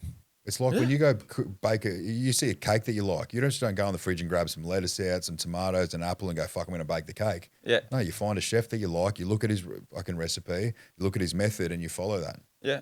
So find someone that you really look up to in life. Find out what they do and do what they do. Yeah. That's right. It's a fucking good concept, isn't it? Yeah. It's so easy, but yeah, like I said, we just fuck it up. We just wired differently at the moment. Hey, it's all about retraining that brain. Yeah, man. But what's next? What do you see in the future for Sam, for Jess, for Unbreakable Mentor, Spirit? Mate, our goal is to open up our own rehab. Fuck yeah, man. That's There's powerful. there's 2 goals. It's I want to open up a rehab, and within that there's going to be a big Indigenous side of that. I want to be able to go out to mob and help community as well. Fuck yeah, man. So whether it's, we can get funding from the government, they want to close the gap, sweet, let's close the gap. Real shit. Real shit. Yeah. I want to be able to go out and do that, and also open up a rehab. There's going to be a very big Indigenous theme to it as well. It's going to also be a very holistic rehabilitation centre with breath work, with ice baths, with all that stuff. Well, and that's the goal. Yeah. Resetting all that dopamine. That's it. Yeah. That's it. Yeah. Yeah, that's unreal, man. That's a good vision, good plan. Yeah. Feeding the dopamine on healthy habits. Yeah. That's it. As opposed to the unhealthy ones. Yeah, absolutely. The ones that are causing harm. And you can, fuck man, if you can get some people in there and teach them a bit about culture and that's it. Yeah. where, fucking why not? Yeah. That's awesome, man. That's really good. But like if you can change, man, like your ways, there's like we just heard your old story. Fuck, like, well done, man. Yeah. Good on you. Like, appreciate fucking it, good yeah. on, like, and that's only some of the stuff, Yeah. Mate, that's, you know, but there's a guy I saw, it's funny. You know, it's the guy I told you about at the gym that had the death sweats and stuff like yeah, that. And I was trying to I actually ran into him not too long ago, and he was at Woolworths up on the sunny coast. I was at Mum's house, and I went to Woolies, and I saw him. And I've walked past, and I was like, saw him like that. He obviously doesn't know that I'm a different person now. Oh, and I was like, fuck, I should probably go apologise to him, and to just let him know I'm not after him anymore and stuff. And I've turned around, this Not guy's living in legging it out the fucking mate. And I'm like, should I chase him and tell him I'm sorry? Then I'm like, that's probably going to make it even worse. yeah. I'm not mad anymore. But yeah, it's just Well, hopefully he sees this. Hopefully he fingers sees crossed, this, and you know he can you know make up his own mind. Fingers crossed, Yeah, that's right. I'm in awe, man. That's right. I'm in awe. That's fucking your story and what you're doing now and what you're Appreciate achieving, man. It's fucking. It's been an incredible story, man. And where can people find you? Like what you're on socials? Got a website? Yeah, so we've got a website, unbreakablespiritco. On socials, got unbreakablespirit.co. On Instagram, Unbreakable Spirit Co. on TikTok, and Unbreakable Spirit Co. on Facebook. Honestly, I don't care what the time is, what the day is. Send me a message if you want to talk. If I don't know the answer, I'll tell you I don't know the answer. If you need to talk, I'll talk. Yeah. You've been good good with that, eh? We've Yeah. been in contact a fair bit, Yeah. and you've said plenty of times if you hadn't known something. But we'll put all that stuff up in the reels and the episode and all that stuff. And Yeah. No, we will, man. We will. Yeah. what No, a it's- episode! I know it's been awesome. And as per usual, guys, if anything has triggered you tonight, reach out. There's plenty of numbers that you can call out there, Lifeline, Beyond Blue, all those sorts of things. If you need to reach out to Sam here, that's all good. You Yeah. reach out to us, that's all good. Yep, hit us up. And we're here for everyone. If you like what we do, you remember, like, subscribe, share, follow, comment, all those good things. And Mate, check out Sam's pages, man. yeah, Get on board. Check It it all out. sounds pretty fucking amazing. yeah. I'm coming. I appreciate it, guys. I really do. I appreciate you guys having me here. Oh, It's man, nice we to share my appreciate story the and- rawness, the honesty, and It's been awesome, brother. yeah, man. Thanks, man. That's awesome, man. But yeah, All right. happy days. Let's get a happy snappy. Yeah, peace out. Real talk. We're putting it all on the table. You know what to do.